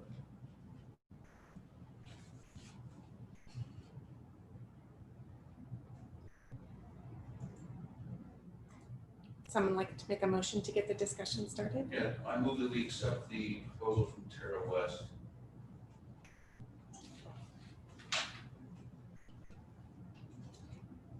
Second? Second. Thank you. Okay, discussion. The reason I'm saying switch companies is because I think that we've gotten very bad advice from CCMC over the past 4 years. My priorities for the association right now are 1, get the irrigation fixed, 2, get the reserves back up, and 3, get rid of the loan. I think CCMC gave the board bad advice on each one of those issues. on the irrigation, I was very irritated to find out that the irrigation system was actually at the end of its useful life. It should have been included in the reserve study. I'm still perplexed why it was not. For example, the reserve study we just approved for Oxford Commons, they have their irrigation system. It seems like a no-brainer that should have been in there. I don't know whose fault that was. But instead of saying this was at the end of its useful life, it wasn't in the reserve system, so what was put out to the membership was, oh, this is a sudden, unexpected catastrophic failure before it should have lasted longer. This is before the end of its useful life. I think there was some deception given to the members on that issue. On the reserves, obviously, I still can't tell because I can't get a straight answer from anybody, either on the board or from management, what advice was given to the board about underfunding the reserves. For 3 years, the reserves were funded at less than half of the minimum amount recommended by the reserve study. Then in 2020, you drastically increased the amount of the reserve contributions to try to catch up, but by then it was too late, and it still didn't take into account the increased reserve requirement that Huckleberry Park was going to cause. Spending on Huckleberry Park, too, we spent all of a great deal of our available money on Huckleberry Park when we had all these other problems too. I think you got bad advice on that as well. We had to take out a loan for $500,000. We shouldn't be in that position. The advice on the loan itself is also bad. As you know, they had you sign a fraudulent document saying that resolutions had been adopted by the board at a regular meeting when they had not. That's inexcusable. Management should have known that. The board should have known that. I don't necessarily blame you because you're signing whatever's put in front of you. But certainly management allowed that, and they shouldn't have.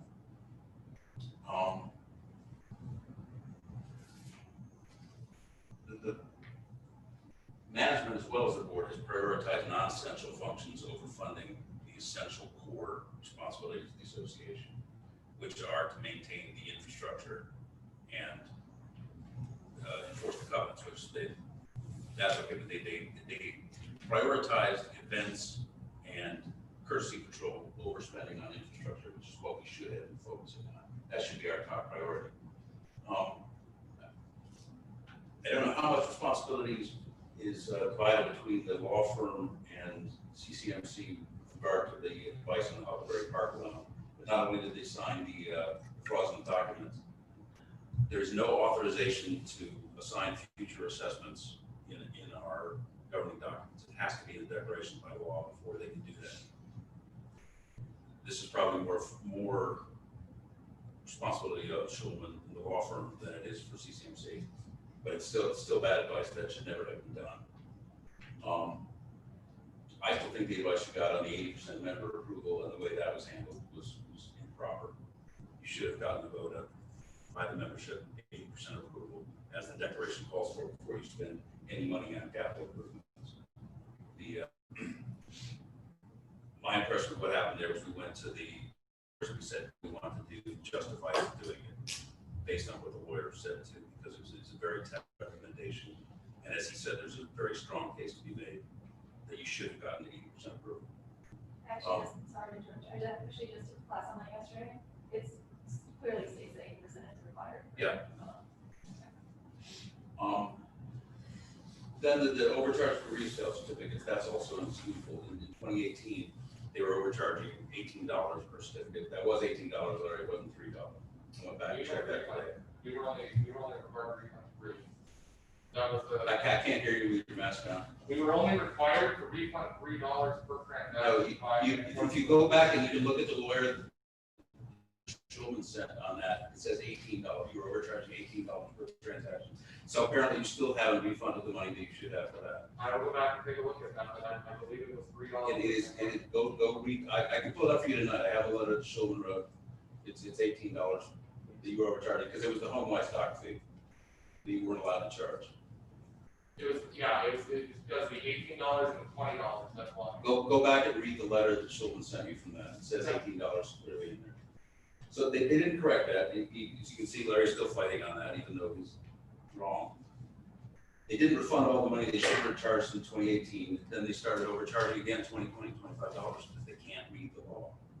And of course, their mistake in the law is always in the favor of CMC's profits. As I said before, I still can't get a simple, straightforward answer to a lot of the questions I've been asking Larry for a year and a half. And it irritates me that even as a board member, I'm not getting straightforward answers from them. In 2019, I sent Larry an email saying that it was preliminary to filing an ombudsman complaint because he was not giving proper notice of meetings.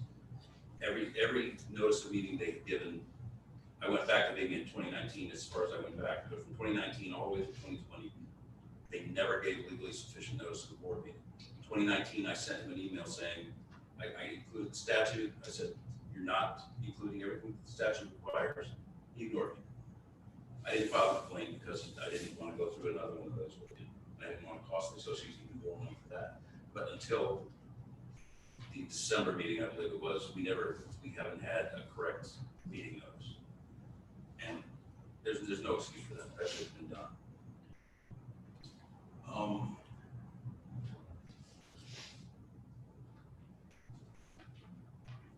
There's also a problem with CCMC that they can't seem to answer simple questions and resolve issues locally. Almost every question, especially on accounting, has to be sent to Arizona to answer. Simple legal things that a manager should be able to look at the law and say, yes, you're right. This is what the law says. They can never answer it themselves. They always have to go out to either get an attorney opinion or go to their corporate headquarters to get those answers. And then the last complaint is this year, they didn't get the budget from the finance committee or the board till a week before the board was supposed to approve it.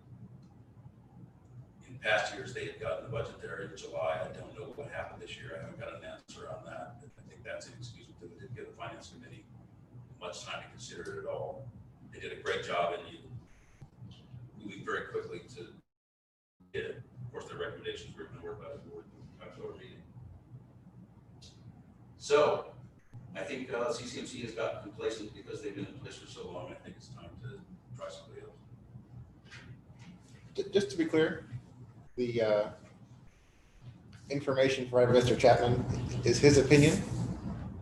The document he claims is fraudulent was prepared by our corporate counsel, so I don't know what he's accusing him of, but he's entitled to his opinion. Those are give him incompetence. You can accuse him whatever you want to. It's between you and Michael Schulman. No one else but you has asserted that it's a fraudulent document. It's important to set the record straight. That is simply your opinion. It is my opinion, the definition of fraud is misrepresentation of a material fact that could cause damage. Which doesn't seem to be the They case. misrepresented, it is clear in that document, it says that certain resolutions had been approved by the board and recommended the board. They had not, they had not ever even been presented to the board. That was a lie. That's fraud. Your opinion. So, Bill, I hear what you're saying, and one of the things that you did say, if you don't know where you can tell the difference between what CCNC is and the legal counsel, we've had discussions about this, and I respect your opinion of legal counsel and corporate counsel. I have no problems changing corporate counsel or management company if the board decides to do so. So I'm supportive of changing corporate counsel.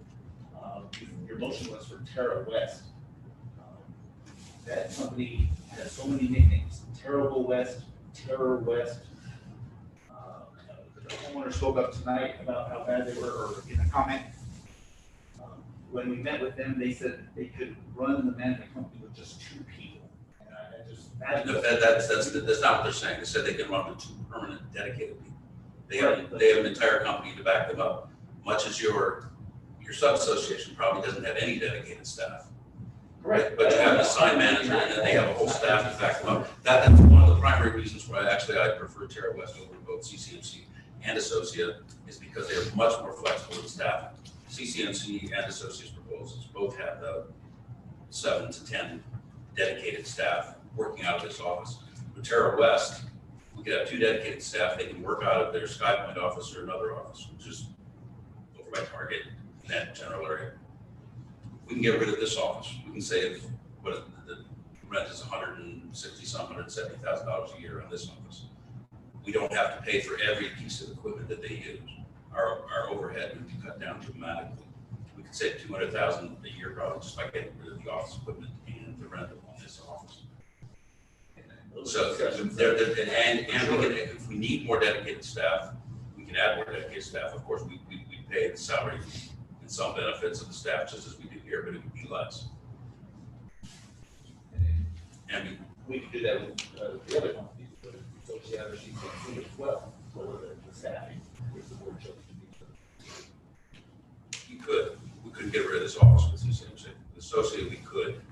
They could work out of their local offices too. CCMC apparently, what we were told was they would have to rent. If we didn't have this space, they would have to rent office space somewhere else, which we could pay for, or pay a higher management fee.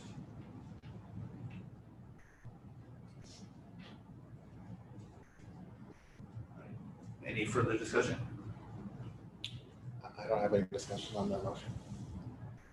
Well, the motion is to go with Terra West to the management company. All in favor? Aye. Aye. Any opposed? Opposed? Nay? At this time, we're not choosing Terra West. We can bring up another motion, or this can. No, it has to be another motion, either to postpone, table, or remove it from the agenda. Well, if nobody had made a motion at all, then it would just close like the other item did. It would just carry over. So another motion needs to be made at this point. Well, we have a revised proposal from CCMC, which would save us for the same services they're providing, $30,000 in annual savings. We can do some simple math. We're going to waste $6,000 not making a decision whether we retain them or not tonight versus in March, and clearing up some of the pricing items that were of note from Katie in terms of postage and such. So we have some savings on the table to maintain what we're doing with CCMC. I don't know if we'll agree without Keith present, but Yeah, can you just speak up or take your. sure. Sorry about that. So I don't know if we're going to agree without Keith present, since there's an even number of folks here. But we're going to waste $6,000 if we don't keep CCNC today, and if we keep them in March, it will cost us $6,000 more than it needs. Why is that? They have a revised proposal that if we keep them for a year. We would move It's to not, that if we don't pick them tonight, they'll be on a month to month. at the current rate. Right. If we pick And them, then we'll have a year at their. if we pick them tonight, we'll Well, be, a year of Can I finish? savings. if we pick them tonight, we'll be able to start the lower rate February 1st versus Yes. April 1st. We'll save the same amount of money, it'll just be in a different time period. We're gonna spend $6,000 to get to that savings if we don't do it tonight. How do you figure $6,000 in? Because the new rate would start February 1st if we approve it tonight versus April 1st if we approve it in March. We're gonna carry over at the current higher rate until we make a decision to retain them.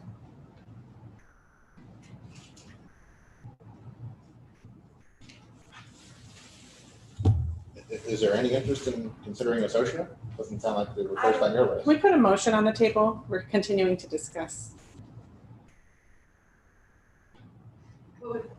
So the motion failed for Terra West, but you guys are continuing discussion, so we just need another motion to keep the discussion I going. would like to make a motion not to pick this associate, Second, just because they were nickel and dime. And they also didn't, we told them several of their charges were illegal, and they left them on the revised fee schedule.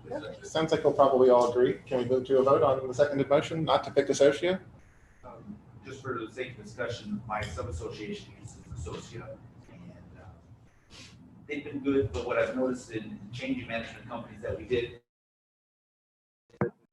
Full management company is perfect, and I experience and talking with other board and directors, sub-associated typically has their little problems that you work through. Associate, because they make a nine, they were overcharging us for something. They noticed that in their audit, and they brought it to our attention and issued us a refund check, all on their own, that wasn't the board necessarily, although the board of directors was coming to them, like, are you sure we're supposed to be paying that? They were all Sure, we're supposed to be paying this, and they kept telling us yes, yes, yes, and then they come to find out, no, we're not, so. Can I move to a vote, please? No further discussion. The motion is to not go with Associa. All in favor? Aye. Aye. Any opposed? Any abstained? Aye.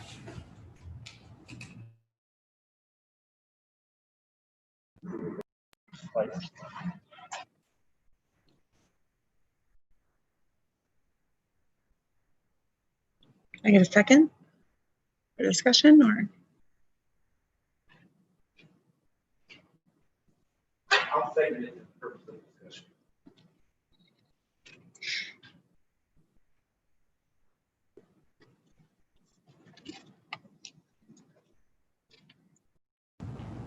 I think I've said enough.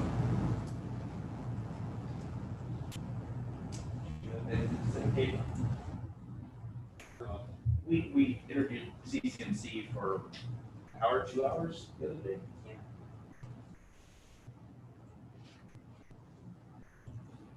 And I still didn't get straightforward answers to a lot of. From that meeting was that some, well, they all, from the states that acknowledge their, they have a willingness to be better. When they said, if we can correct, when they thought they had a forum.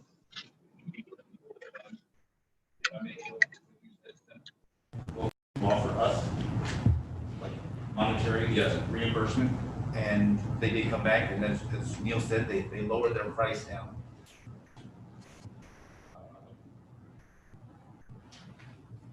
It seems like they're willing to be better, to work at it. I never heard them say, no, we're not gonna do this.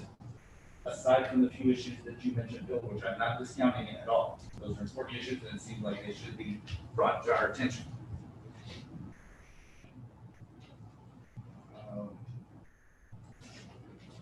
This revised contract that CCMC has, I'm looking at you, but I should be looking at Jeremy. Neil mentioned it was for a year. So that's like till January next year. February. It's a 12-month and it rolls monthly with a 60-day termination clause. Is that correct? Yep. So if we don't like them in a year, they haven't improved to our satisfaction, we look at it again. That's or something if the they board haven't wants to do. approved in 4 months. Can we terminate it in 60 day notice in 4 months? So it's only tied in for 60 days. No penalty? No penalty. So we're really not locking in 10% money if we approve tonight. $6,000 versus the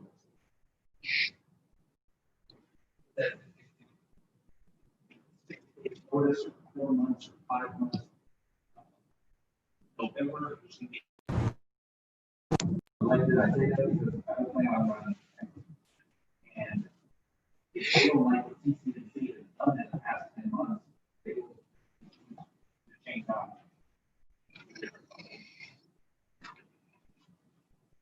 CCDC is not over. Me or anybody. Let them know their mistakes. And more importantly, Look, you asked questions in the finance committee, and it took so long to get some of them. We had meetings with shared services and such.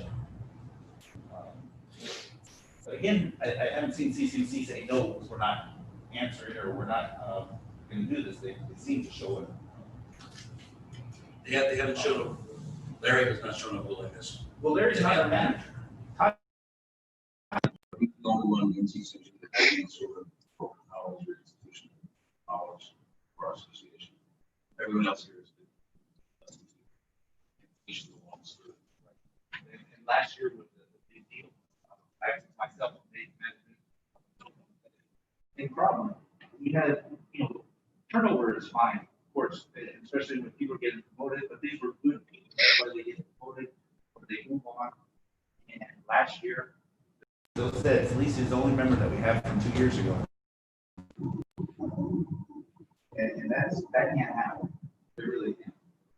We need to get people that are stable. What about my request to have an accountant in office? So I was wondering if not. Sorry, what about my request to have an accountant in office? Because that was one part that was not addressed in the email today. Okay. If we want to have one, I'll provide that. Okay, I just, is that an email? No, but they said in the first, they didn't ask. Okay. We'll get asked Right. Okay. So here's. It's really not perfect. You're concerned about how many staff we have. Which is, this company not providing continuity staff, they haven't presence, which is not providing. If you recall the meeting we had last January, attended the meeting for various reasons, a lot of discussion, and a conversation with Katie and her father. I apologize. What's the name of your business? That's basically. Your dad is the president of that. Yeah. Yeah, correct. This way, only time I've ever had a conversation. We had a nice chat. I don't know if you recall it. We were talking about CCMC. He was not too fond of Larry. He went to the meeting over at college. Stood up here. Said a lot of things about Larry for about half an hour. Say we should get rid of CCMC. All right. Who should we pick? That's just it. That is the problem, yes. That's just it. So we have an entity we know, we have a relationship with, who shows a willingness to work with us. They're on notice that the board's unhappy. Who knows what the board looks like in a year? We have a 2-2 vote on switching. Keith's not here. If I had to guess, I think he would keep CCMC for another year, but I don't know. So I'm not going to speak for Keith. We have the opportunity to save some money and perhaps get them on the right path. If they don't want to go down that path, they might find themselves out of it. $6,000 in their pocket, concerned about money. I don't see why they can take it right now. Nothing was a termination clause that will not lock this one. I'm not sure if anything else makes sense besides moving down and saving some money. I'll split out. It would have been clear. Nobody else split out. You didn't participate in interviewing the manager. The other companies, you weren't there, we interviewed Associate and Correct. so they didn't have an opportunity to stand up. They stand out to anybody? I don't think so. Terra West has a bad reputation. I know you use them in your community. No, I don't use. Oh, I'm sorry. I thought that you did. I apologize for that. I don't think they're capable of doing the job here. Is CCMC perfect? No. Are they close to perfect? Why do you No. think Terra West? I've never heard any, Going back when we were in it, I have to go by something. They failed. I don't want to. You could have come to the interview when we were interviewing. Oh, you could have scheduled it not during the workday. Anyway, I wasn't there.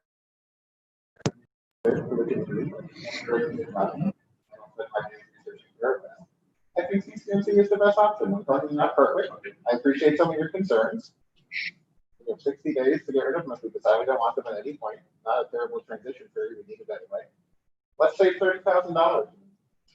Address your other points which are valid about where we're spending for money. Plus just for Money. the lay letter. We can certainly put it in better places than paying them what we're paying now versus what we could pay them if we renew right now. Is it fair to say we could spend $23,000? We could use that money for something else. Rather than paying them $23,000. On that point, yes, but that's still. Okay. You're right, it could be a random company. Well, we've done that. We went from $1.60 a house to $1.25.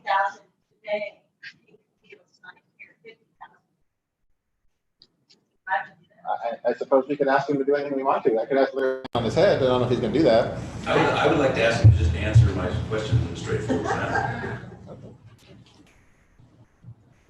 That's not the question here. The question is, are we going to retain them? Are we going to punt this till March and waste $6,000? I think we can move to a vote. I would like to vote as well. To your point, Phil, can you relist those questions? Send it out to email to CCMC, Vice Presidency over there, and give them, what do we say, 60 days, 30 days? To answer Phil's questions? No, he's had a year and a half to answer my question.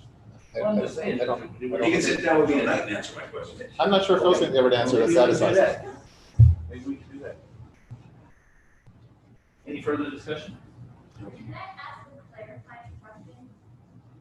It's unorthodox, but yes, ma'am.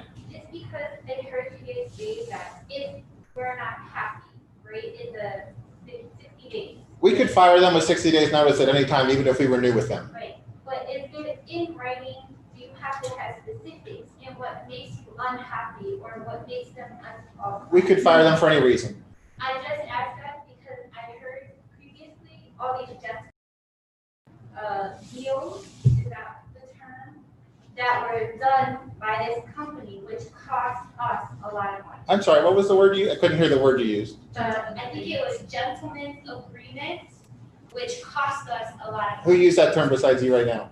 Say again? Who used that term tonight besides So you? that was brought up in previous discussions when Katie was questioning some of the things they charge for that are not in the contract. That was brought up in one of the finance committees where I asked if, So it wasn't a board meeting, someone said gentlemen. no, it was, Okay. it was in regard to some questions I had in regard. I thought she was saying someone said. We don't need a specific reason, we're not happy with your services would suffice. Am I correct, Jeremy? In regards to those gentlemen agreements, that's something that we can work toward. We already have a list of things that we can work out.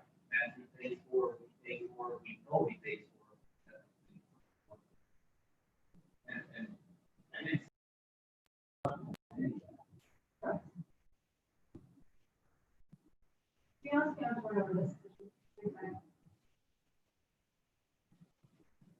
And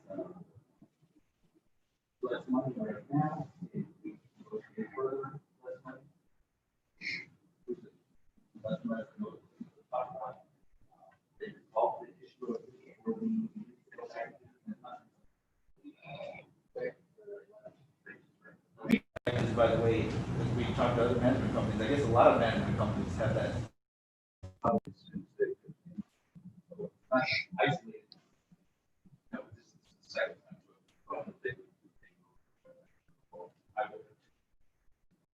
And the excuse that it's a complicated issue. Find a way to it. Any further discussion?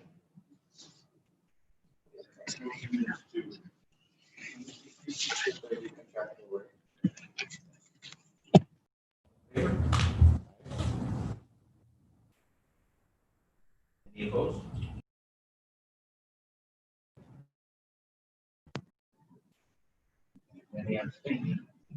That abstain.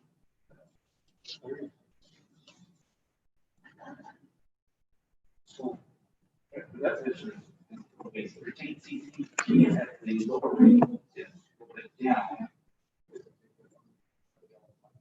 On the higher.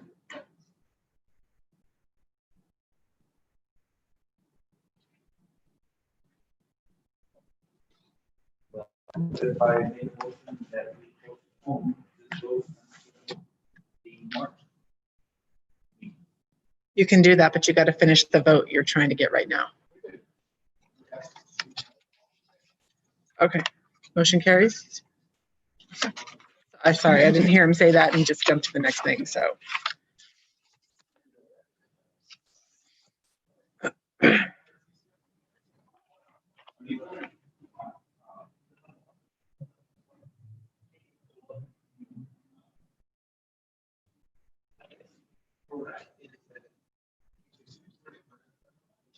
But we're gonna work with them.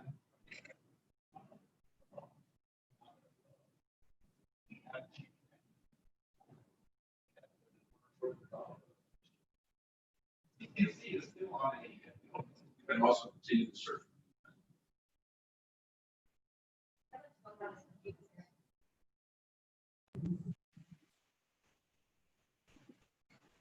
So, Is that a motion to postpone?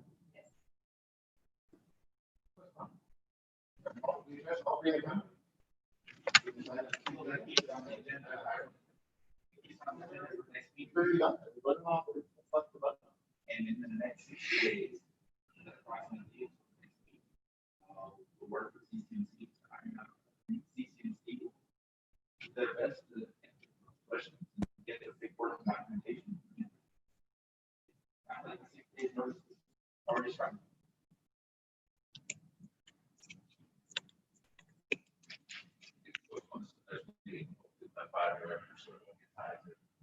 Is that a second? Well. Oh, Nielsen, Katie, okay. and then we'll. If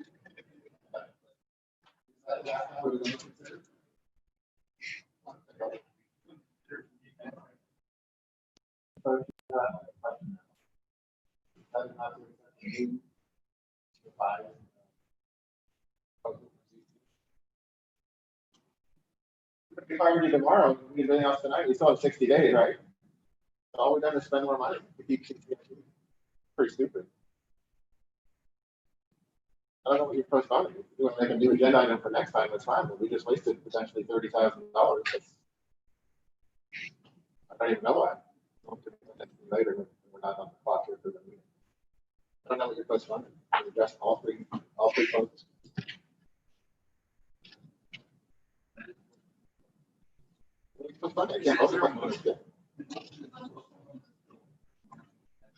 What are we postponing? Okay. Okay. What are we postponing? We're not going to go on Terra West again or such. Maybe we have renegotiated information from the other company, from CMC. Just voted to get rid of associate. You know, voted last time on the for companies. No, Always considered. adding my company to not only agenda tonight. That's what we postponed.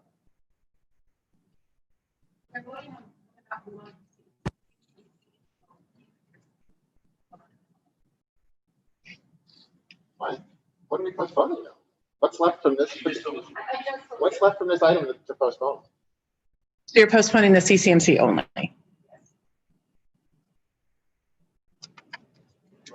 Well, let's put it on as a new agenda item then, just to consider signing 1-year contracts. Last week.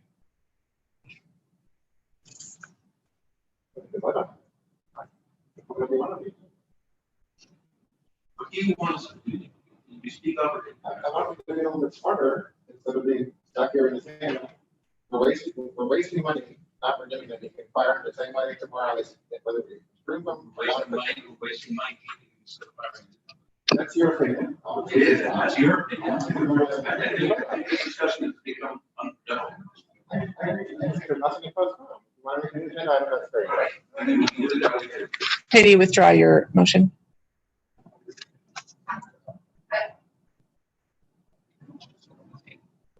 It is. I'm asking if she wanted to withdraw it. That's all.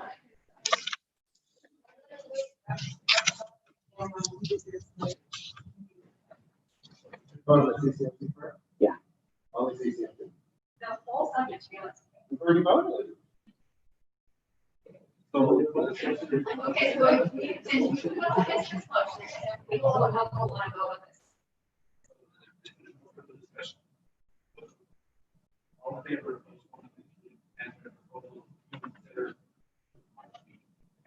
Aye.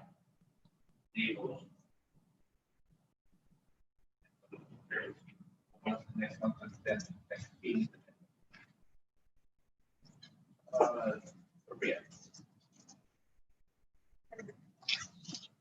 E, review and consider courtesy proposal. There. Yes, sir. So there's 4 total. We've received field bids from Securitas, Global Security Concepts, Marksman, and Allied Security. Katie, that's just from Global Security.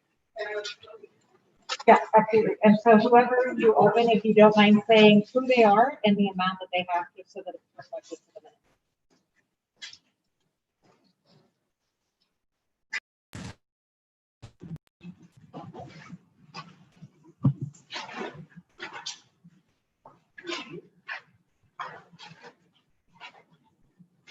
Well, I'd like to make a motion. I'd like to make a motion that we postpone this for the March meeting and keep the attendance up for the next time to review. For both meetings. Same thing.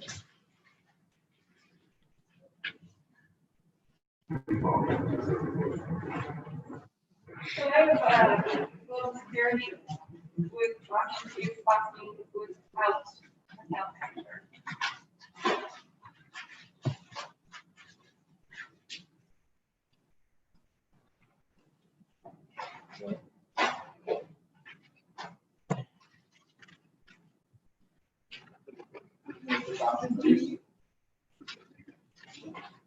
All right, here's the March meeting.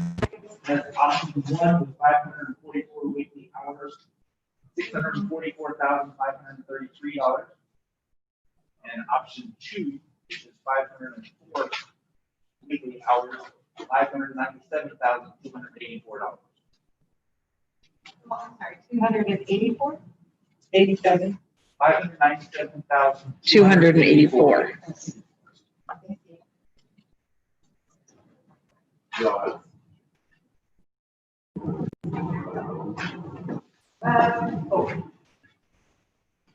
So, global, without account manager, is $652,269.60 for the year, $54,355.80 a month.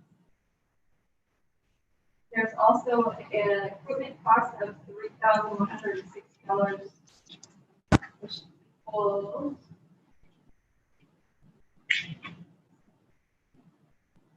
$57,971.86. That's with 6 holidays and there's a daily savings out here as well.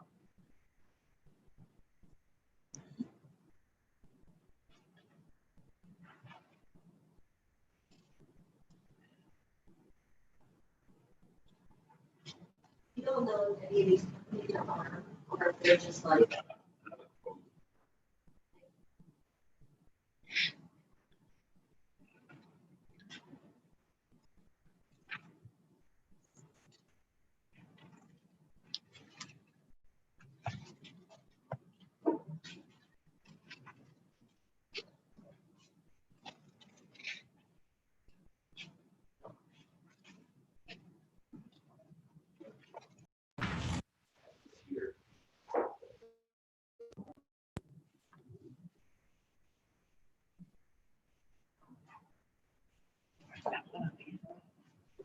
There's one more.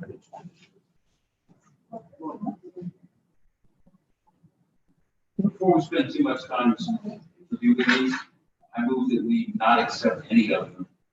We do not hire a person control the next year and terminate the contract with Superior House, which will go over.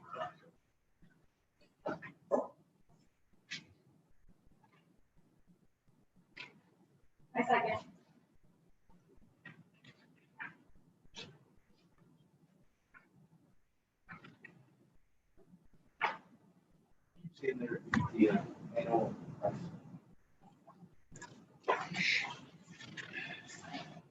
So, your motion still, I think, not opposed to that. That the homeowners have a big election. Some homeowners, because How do you propose to have them have a say other than voting? I would not be opposed to. Oh, yeah, thank you so much.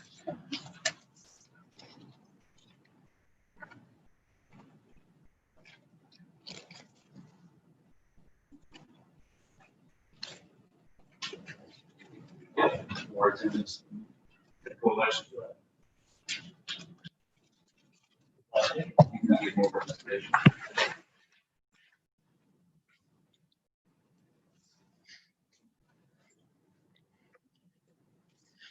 I think Katie and my positions were very clear on that.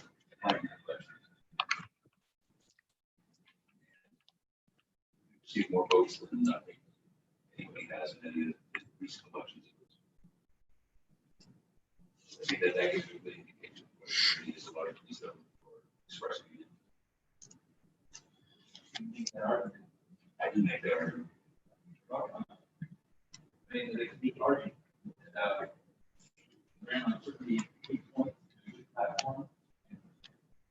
It certainly was an opposition to versus opposition.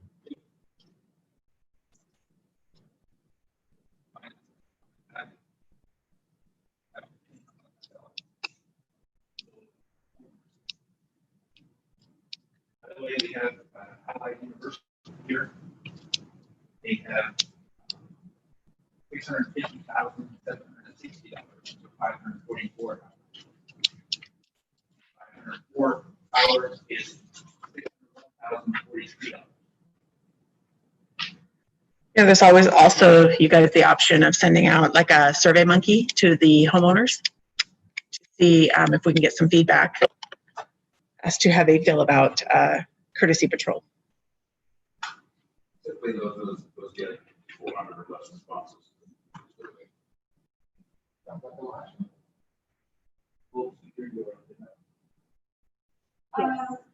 Yeah. Yes. So we have. That might be, because that one has with the comment, or this is without.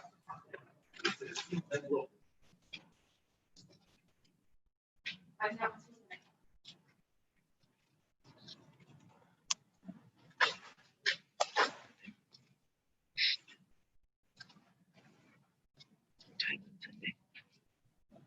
I would suggest that we discuss and vote on my motion before we get too far into the down to these.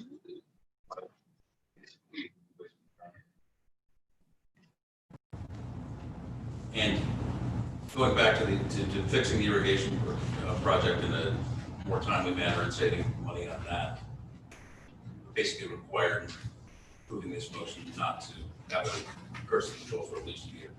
We've got a second my motion. Second largest cost. You guys speak up just a little bit so everybody can hear you and we can get you on the live stream.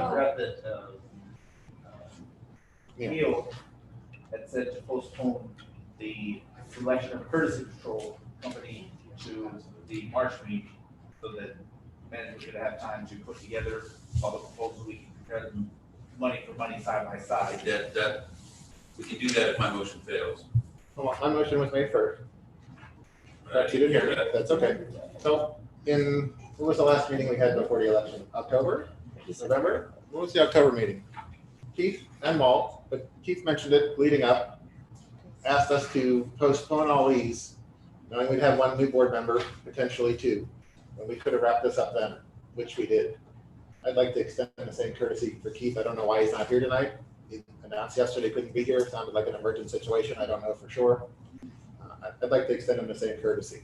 No one agrees, but they can make a motion to table this. Plus, we have a lot of information which is hard to digest in a few minutes. Not table, postpone for the March meeting. I'll second.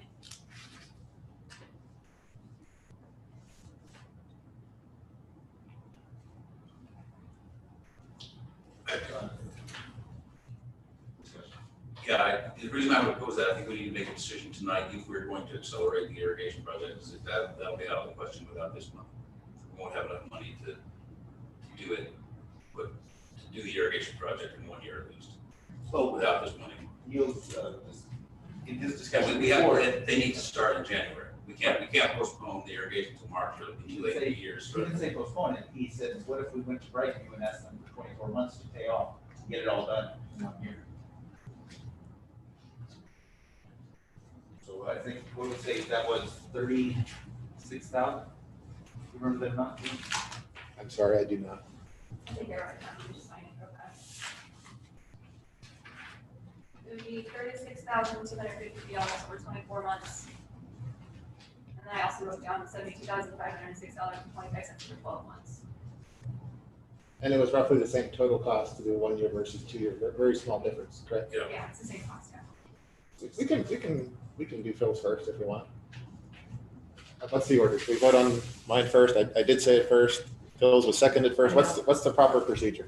I would say we need to call for the vote on Phil's because it was seconded first year, so I don't think everybody heard yours, Neil. Perhaps. That's fine.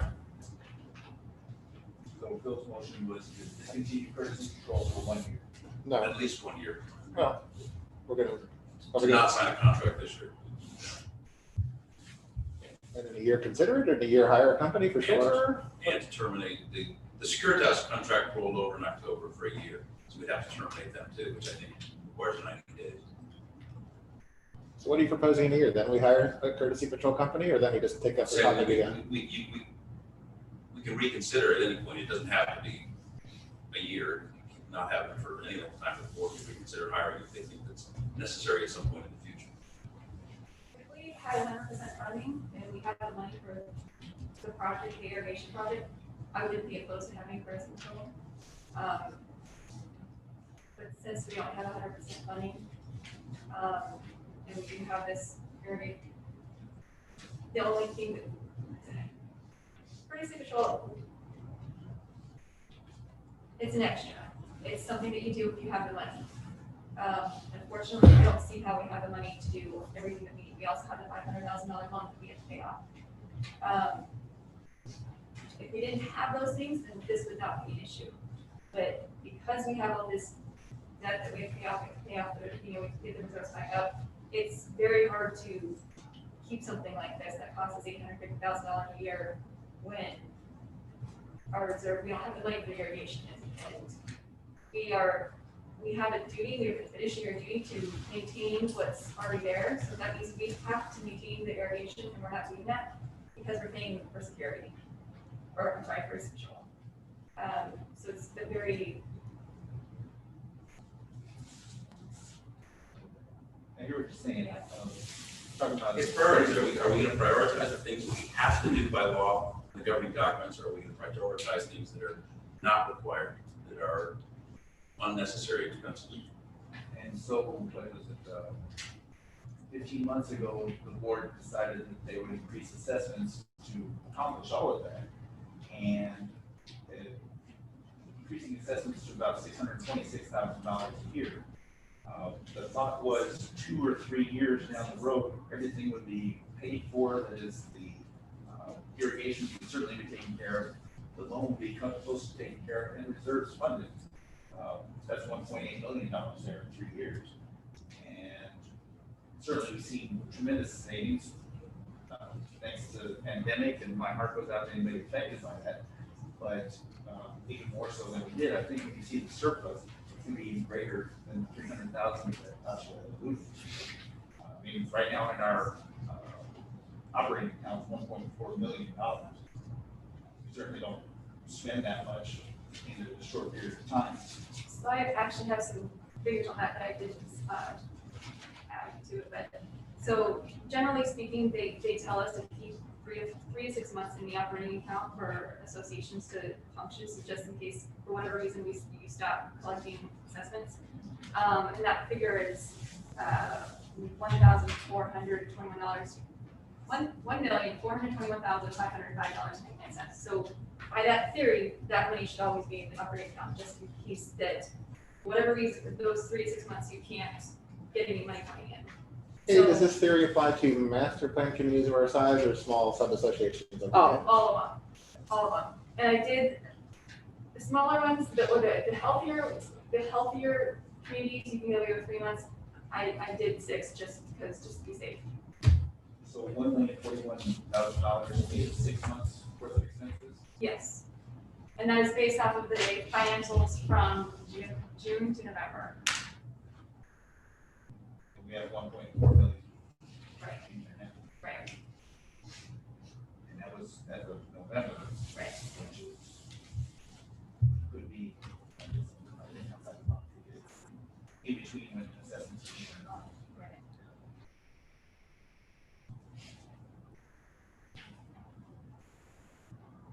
Right, so Phil's motion is to discontinue with courtesy control services. Any further discussion on that? All right, we'll go to a vote. All in favor? Say aye. Aye. Any opposed? Nay? Aye. Motion fails. Before you get back to your motion, Neil, we have Global Security Concepts has one with an account manager, $651,660. I can't find the Securitas price in here. I find some labor rates. I don't know if I'm supposed to do math or I just couldn't find a total. Can I see it? Yeah.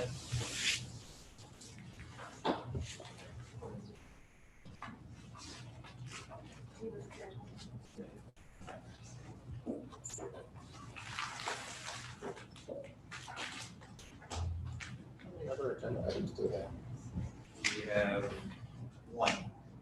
And one more. What's the next one? Check signing resolution. We also have to take that. Well, we made one change. Do we make a change? Yeah. Make a change. We'll get to that. I'd like to make a motion to table this until we address the next agenda item. Second. So we're all going to agree. All in favor? Aye. Aye. Aye. Okay. Do we need to wait for Phil or we get 3 yeses and it goes in the bathroom?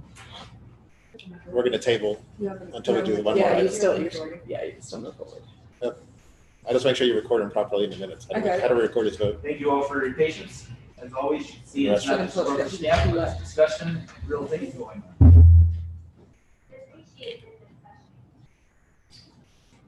Appreciate the what?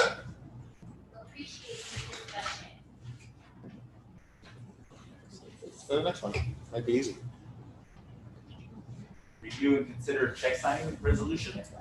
So this was on last month's agenda, and there was some discussion had specifically item number 7. Phil, we tabled that to do the last item, check signing resolution, then we'll come back to courtesy control. Okay.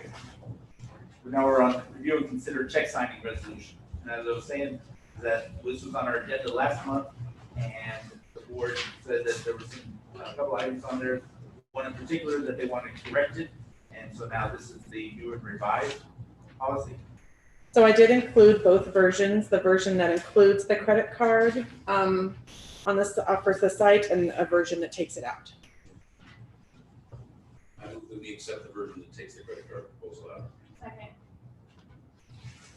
Any discussion? All in favor? Aye. Aye. Aye. Any opposed?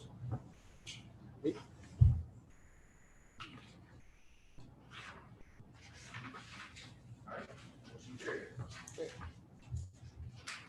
Now we'll come back to review and consider courtesy control.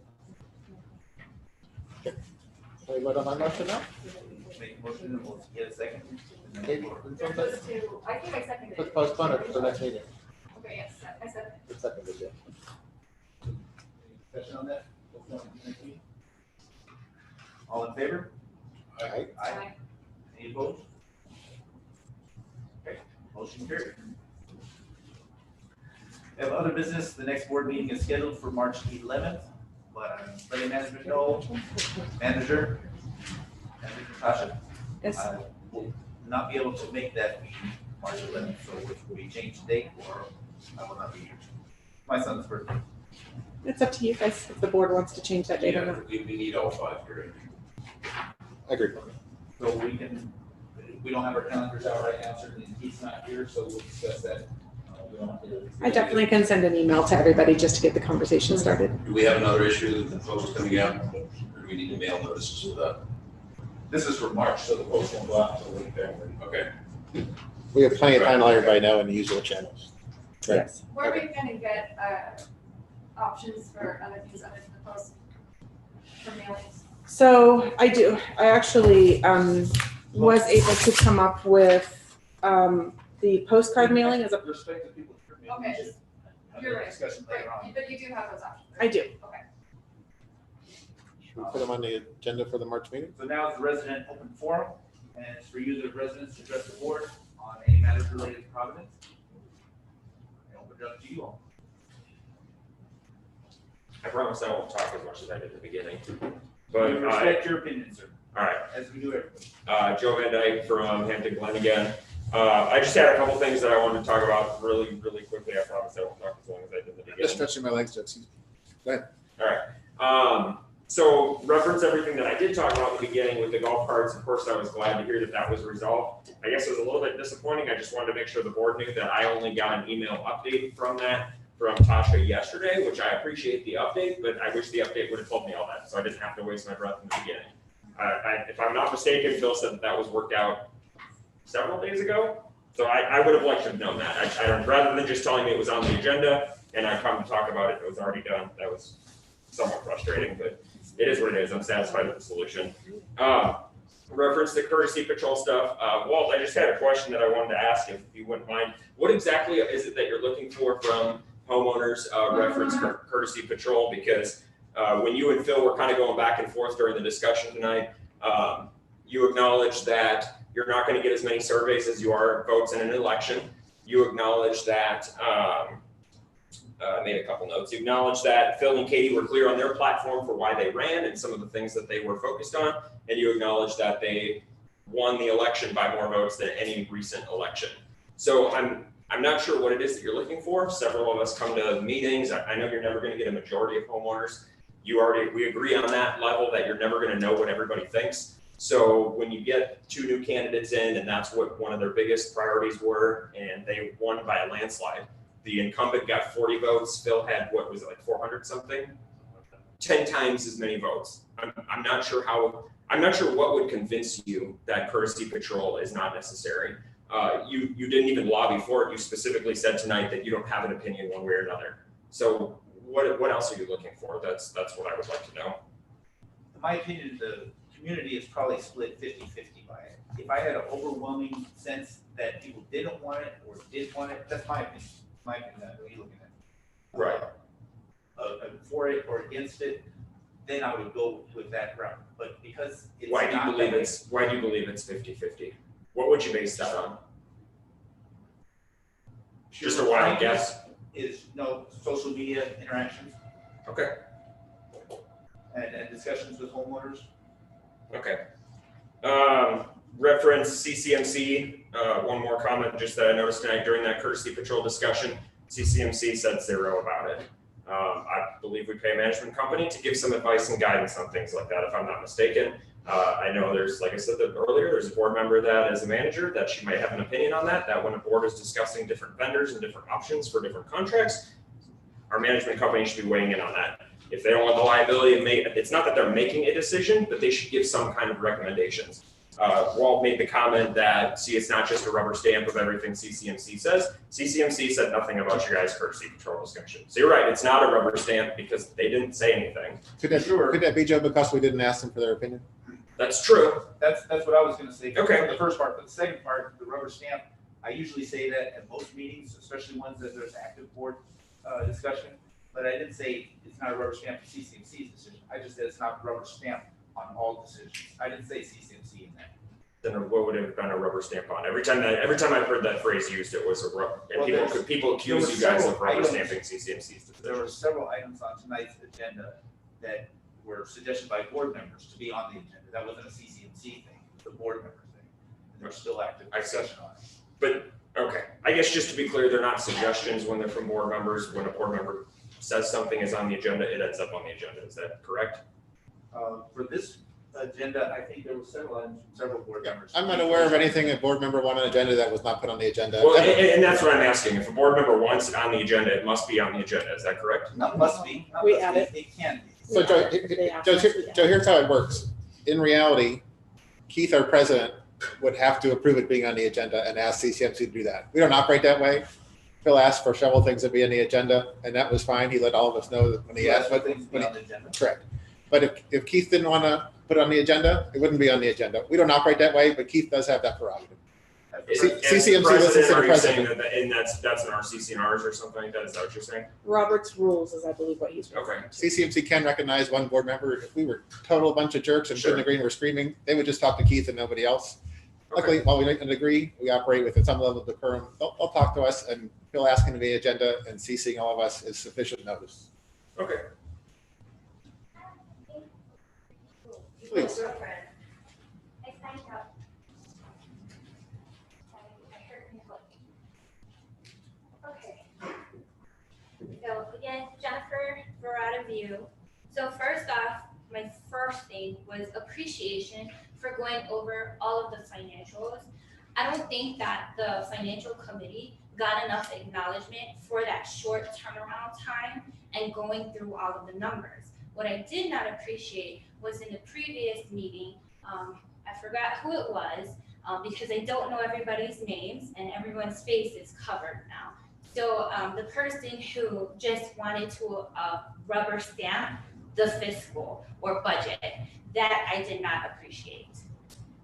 Second, concern about speeding. I have submitted emails that I've been concerned about the speeding, mostly on Doral, Schaumburg, and Hualapai.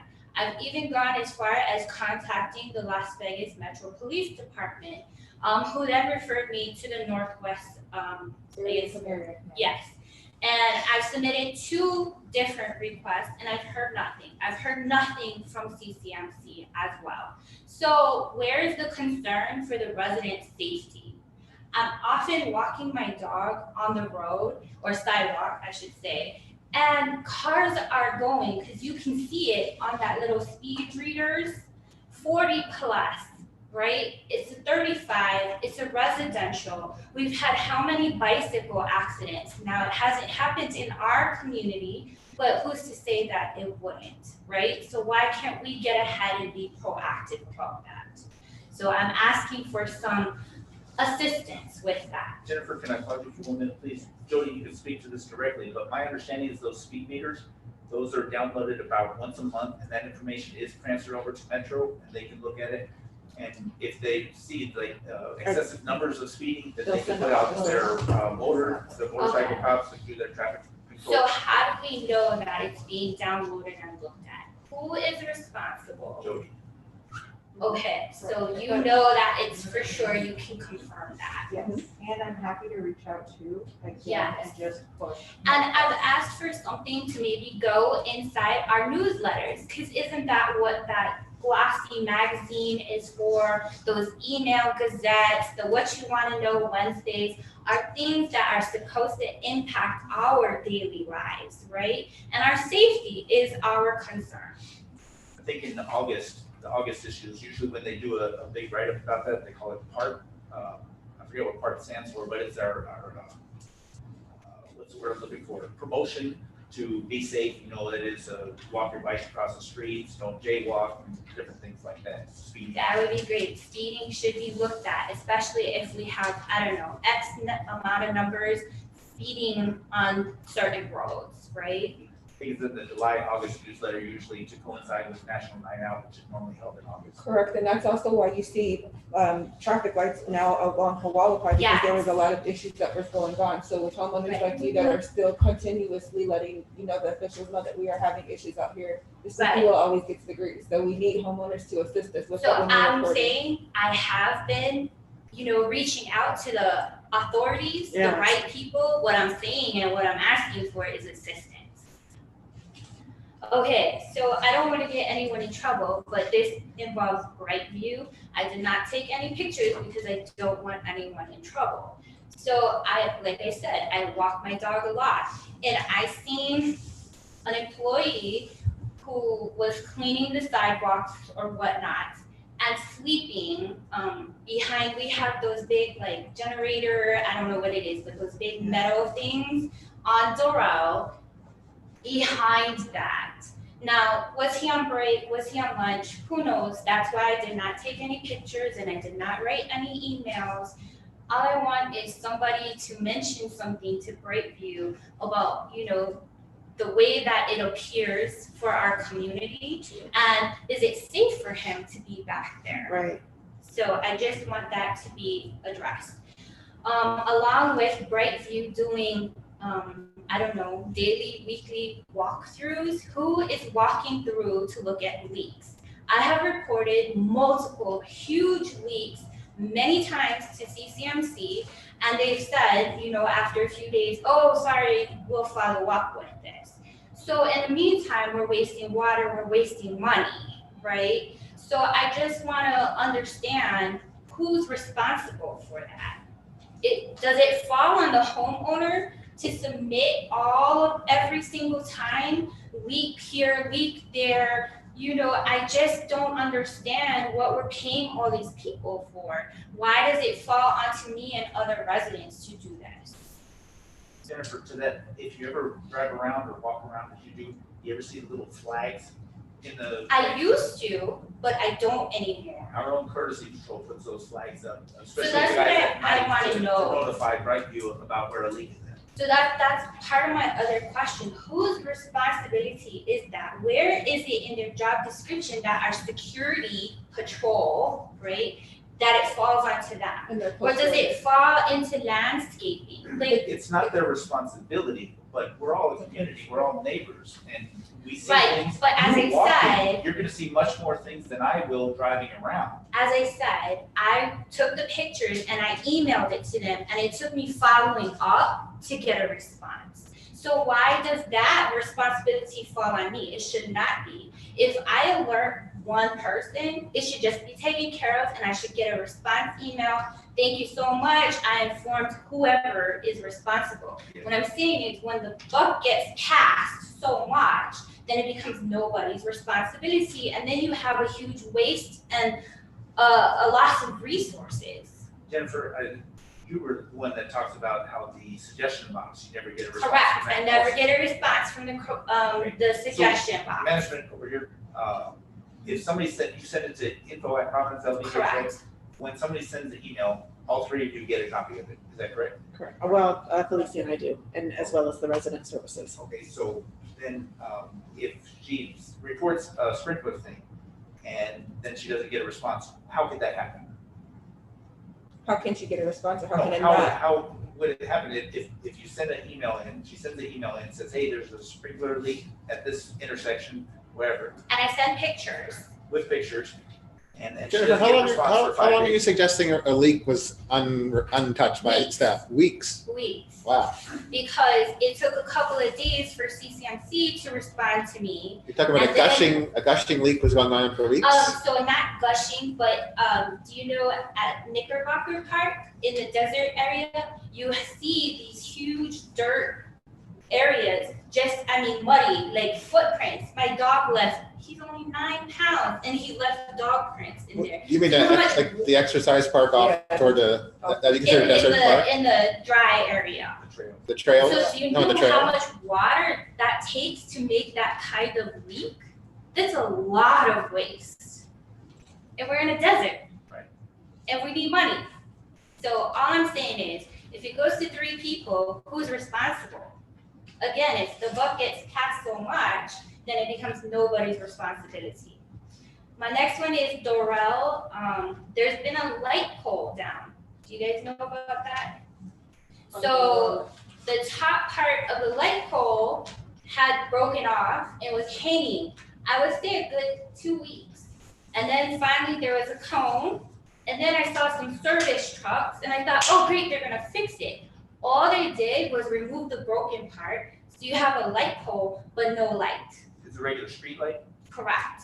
Street lights, if I'm not mistaken, are handled by the city. Right, but who follows up on it? We do, as management as well as Securitas. So why wasn't there anything about like, oh, we understand this is a security safety issue. This is being worked on. Where was the communication to the community? What kind of communication do you want on a city issue from the Well, staff? we get emails, I get text messages, the day of when the office is gonna be closed all day. So if it's a safety concern, why couldn't they text us? It doesn't take much. To say what? Do you have another? So it's right before Verada View, Is it on entrance. Schaumburg? Say again? Is it on Schaumburg? So it's up, it's okay. closer to I know the, you're how talking they about. blocked it off? Uh-huh. Yeah. Jennifer, can I ask on that light pole issue, what was your response from the city when you reported it? So I didn't report She it, reported You it. didn't report it to the city, no. it was the city light, Whose responsibility is it? the city's. Right. So who's I'm supposed to, just who's wondering supposed why you're to looking at us for a city issue. I just don't understand why you're coming here and talking about a city I'm saying issue. it's a safety issue and there was no safety communication. That's what I'm saying. Might be with the city though. But isn't it the residents who live in there, isn't it their safety that we're all supposed to be concerned about, just like the speeding? I'm not saying you shouldn't be concerned about anybody's safety, but it's a city issue, not a Providence issue you're talking Again, about. you push the buck off, push the buck off. I'm not pushing All about I'm that. saying is communication would have been appreciated. That's what I'm saying, period. And the other part on the courtesy patrol, and this is my last one. If you, I forgot your name. Well, Talk about the social media, right, is how you're getting your feedback. If you look at those posts, a lot of people don't know what the security and patrol does. Because when we have missing pets, because I registered my dog, right? When we have missing pets, everybody says, oh, let patrol know because they can scan it. Can they scan it? No, they burned our scanner up and they haven't replaced it yet. So who knew that? We have a scanner here in this office. But everybody says, let patrol know because they can scan it. So my point is that people do not know, the residents, I myself do not know what the patrol is all responsible for. So how can I say, yes, I want patrol to spend $850,000 a year if I don't know what they're actually responsible for? Thank you.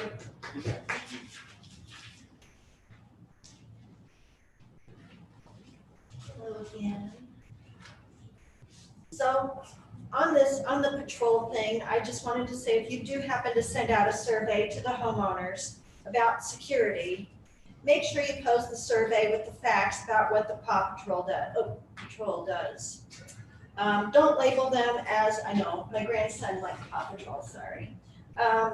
Don't label them as security and show examples to them of the activity that they do, like taking down lost pet posters, shutting garage doors. Make sure you're real specific about what they're doing for the $850,000. If you send out a survey saying, oh, they're protecting all of our lives, this kind of thing, then the answers to your survey are false, if you would. And I wanted to ask that at some point in time, when you start getting more volunteers rolling in on your committees, if you might want to change the wording about how volunteers behave when you put them in a position to represent the homeowners and the BOD. I did email you guys, and there was a threat made on social media by apparently a bona fide volunteer, and your buddy's with them and it's all good, but everybody can have a difference of opinion without threatening people and making people nervous to appear at meetings. And perhaps maybe if you have in the agreement, when you put people on, just say, look, on social media, just try to be diplomatic. If you don't like what people are saying, sign off, go take a nap, do something, but don't respond in a way that's threatening. Because yeah, everybody can take it off Facebook, but the point is, they're speaking and making it look like they're speaking on behalf of you, whether you want to believe it or not, whether you like it or not. I just got one sarcastic remark from one board member as a response, and you know, it seems, I know that some people are definitely not complicit because I'm married to one, so he can't be. And I know that the other board members, but you know, it's kind of like, come on guys, let's just be reasonable. So maybe make up some rules so that you don't have people going rogue and threatening homeowners that don't agree with them or vice versa. Thank you. Thank you. Anybody else?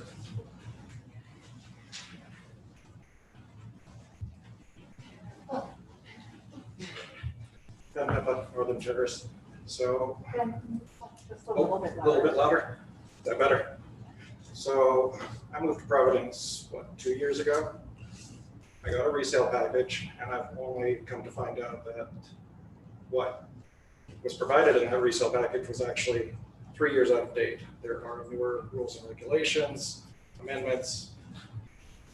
You know, I bought a house with a certain expectation, and I'm finding out that old documentation was put into my resale package. Not entirely impressed, but you know, I don't know what the excuse is, but it sounds like it's still happening because I've talked to new homeowners. I don't know why. You know, 2 years ago was probably before anyone was here, so you know, maybe it's past staff mistakes, but you know, a little bit disappointed on that. You said new homeowners are still getting a 3-year-old. I talked to one other homeowner. He got the exact same PDF that I did from HomeWise or something. So yeah, his documentation is the exact same as mine. Yet you go to the Providence webpage, it's got one that's 3 years newer with amendments, 3 years of rule changes, which I didn't know about when I bought this property. So. And that was from Providence, not Northern Terrace. It was the Providence package, not the Northern Terrace one. Northern Terrace one was fine. So I can follow up with you offline and share it with you. Since I'm not the one mailing them out, if you could follow up with. I know everyone's new here, so it's 2 years ago. So, but I can forward that after the meeting. But it's important, especially if it's on the website and it's different what they're mailing out. Well, I don't think he's suggesting that we're still mailing out incorrect information. He said that was from 2 years ago. No, he said a new homeowner. There was one other homeowner that I talked Oh, I to that see. did, Okay. so I don't know when he moved, if that was within the same. Yeah, no, timeframe. definitely send it to me. Okay. Other issue, there was a report on Facebook of a utility box with exposed electrical wires right outside of Northern Terrace.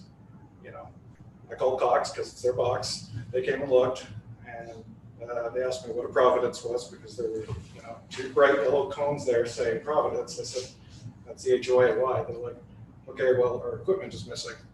So I'm guessing at some point, Courtesy Patrol putting 2 cones outside of this box that's been open for 6 weeks and didn't follow up with, management to get this to Cox. But, Cox came knocking on my door saying, where's our equipment? I said, call Metro.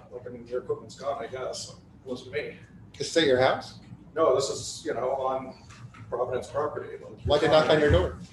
Because I opened the call. I called Cox and said, hey, you might want to deal with your equipment box. It's completely open. There's wires hanging everywhere. And, they determined that equipment was stolen from the box. It's like, oh, I don't know. It wasn't me. So just thought I'd bring that up. Obviously Courtesy Patrol visited there because there were 2 cones in front of it, but I don't know where the breakdown in communication was. They didn't follow up, but it would have been a simple phone call to Cox to say, hey, your box has been vandalized, your equipment's missing, come fix this before someone gets electrocuted. Anyhow, that's it. Thank you very much.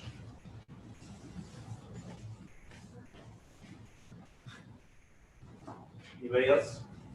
On those patrols, I was wondering, it's talking 540 hours, what's that based on? 544, 500 plus hours. So we have 3 roving patrol officers right now, and most times of the day, at night it goes down to 2. And then last year, the board made a change to reduce the number of hours that puts the account manager who's here in the office out on the road so that can save hours. So less hours means less money. Obviously, you're paying people with the labor rate. So that's where they get the two, in these options. There's 544 hours, 504 hours. Yeah, so isn't that somewhat negotiable where you have? It certain definitely amount is. of In fact, like, you know, Katie and Phil, when they interviewed 10 the o'clock, person 6 control o'clock people, they morning said, or something? yep, it's all negotiable. How many officers we have, what times a day. Well, it seems to me if you run them 8 hours a day, then you're only talking 240 hours a month rather than 500. So they should cut the bill in half. So you get, if that's negotiable, I don't know, it would be in my mind. You can hire them for whatever service you want, but the question is, which 8 hours are they needed? I'm sorry? You can hire them for whatever number of hours you want, whatever hours per day you want. Which hours are they Well, I needed? think yeah. That's the Okay, question. so I was thinking that, okay, when do you really need them, you know? You don't really need them during the daytime, you need them at night. And in the summertime, especially when the teenagers are breaking into cars for kicks and giggles, that sort of thing. So it seems like maybe you could put money back in the general fund or your reserve fund and still have some, if it's negotiable. It doesn't sound like you people are negotiating anything out there on that regard, which I found discouraging. Well, we just opened the proposals today. So those are the numbers that we go through, and then certainly it's not negotiable. The board of directors. I wasn't bad-mouthing anybody. No, it's a fair question, sir. In 2020, the Neighborhood Advisory Committee put together a request for proposal for courtesy patrol, what we should get a bid on. So we asked for bids on their specs and apples to apples what we currently have. And that's what should be returned here in these proposals. So they did review that, consider what would be a different service, what would be a change to the existing number of man hours and such. So we asked them to quote it that way, as the Neighborhood Advisory Committee asked, and we asked them to quote apples to apples. So we did consider that. The Neighborhood Advisory did consider that. Yeah, I'm sure you had. I'm ignorant from not going to these meetings, not listening to you guys. Appreciate the question. Anyway, that's where I stand on that. Thank you. Thank you. Anybody else? All right, with that, I will close. Any written? No, all the written was at the end. We did not finish the, what is it? Either the retrofit project or the reserve thing. Did we table that? Maybe I missed it. We just tabled it or postponed it until March. The acceleration of reserve. Oh, the irrigation. You asked. If we didn't, we need to, because we don't have resolution on some of the other issues that are required to be resolved first. No, we have money. So you can table it. So the retrofit was tabled to be picked back up in this meeting. Let's see, so get back to that very quick. We have the review and consider irrigation retrofit project acceleration. We didn't have a motion on that, correct? It was just tabled because you guys wanted to talk about courtesy patrol. You were gonna swing back to it. I move that we accept the proposal to do it all this year. I'm inclined to second it. I would like to follow Neil's suggestion about requesting Brightview to give us terms on it, to spread it out over 24 months, or even 1 year would be advantageous. We need to move quickly on this though, if they're going to get started. I mean, no matter which one we decide, they need to start very soon. Are they not doing it? When are they starting their normal 4 years, this year's plan? When is that gonna start automatic? Not I automatic? imagine they want to start it at the same time. Well, when, it should be on the schedule. Before the end of January is what they have scheduled. They're already scheduled to start in January for the 4 years, this year's plan. The next phase. Is that true, Jen? I believe so, yes. So they're already, Get clarification. they're already starting. They might not bring as much manpower though, is the question. Is that correct? I'm sorry. what? They might not bring as much manpower for doing a fourth of it versus a half of it versus all of it. Correct. But they're doing some of it in January. I have the original, my computer's dead, but I can get you guys that information when they were planning on starting for this, for 2021.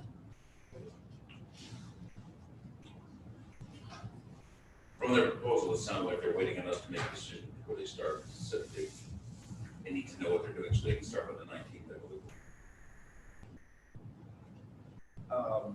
My own opinion is I definitely want them to get started on at Hold least the on, first step. there's a motion, Phil's motion, can we get second so you guys can discuss? I'll second. Thank you. I think we should definitely tell them to get started on the first one. To Phil's motion to get it all done in a year, I think that also, my own opinion is that's a great idea as well. But if we can get terms for it, to get it spread out, the payment, that would be better for us.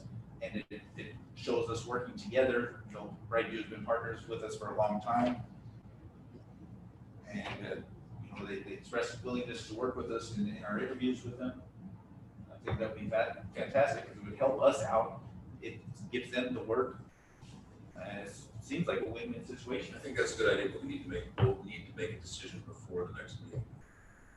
Oh. We can't postpone this till the next meeting. I think it's an emergent enough situation that we can vote via email if we all agree. I agree. I agree with And, that. memorialize it at the next meeting. Okay. Let's see what their answer is. If we can get 2 years worth of payments, we can make a decision on that. If we can't get 2 years worth of payments, maybe we have to spread it out a little bit more, or not. But we don't know the answer, we're not gonna get it tonight. Okay, so I'll withdraw that motion and then just move to inquire with Brightview as to terms.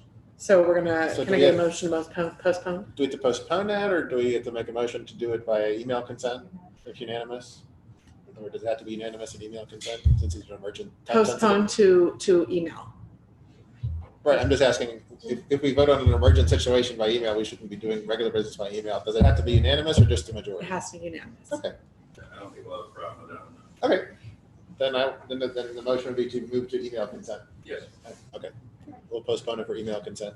Do you need a second? Yes, Yes. please. Second. Thank you. Let's vote. Can you amend your motion that We're if just that vote fails, that we move forward with the next phase immediately anyway? The topic's emergent enough, we can do by email. If we all agree on something, we can do it. We should be able to find this out pretty quickly. We should be able to get a vote out pretty fast. And I'm sure we'll all agree at the very minimum to proceed in the next phase. I'll reach out to Brightview. Have we not already first. done that? On the, Yeah, I think we're already there. I think they're already, they should already move forward. That Yeah. I mean, you guys already approved the, phase 2 of Right, 5. right. Yeah, that's already happened.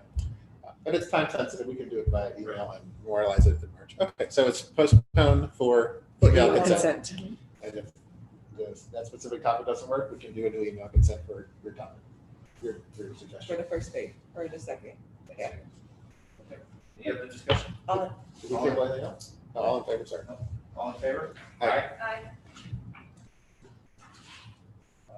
No, I think the reserve. Did we table anything else? Acceleration was postponed until the next meeting. Yeah, that has to be done as well. No, it's all business? Everything just postponed. Motion to adjourn. Motion to adjourn? So moved. All in favor? Aye. Aye. You sent two. So there's one without the account manager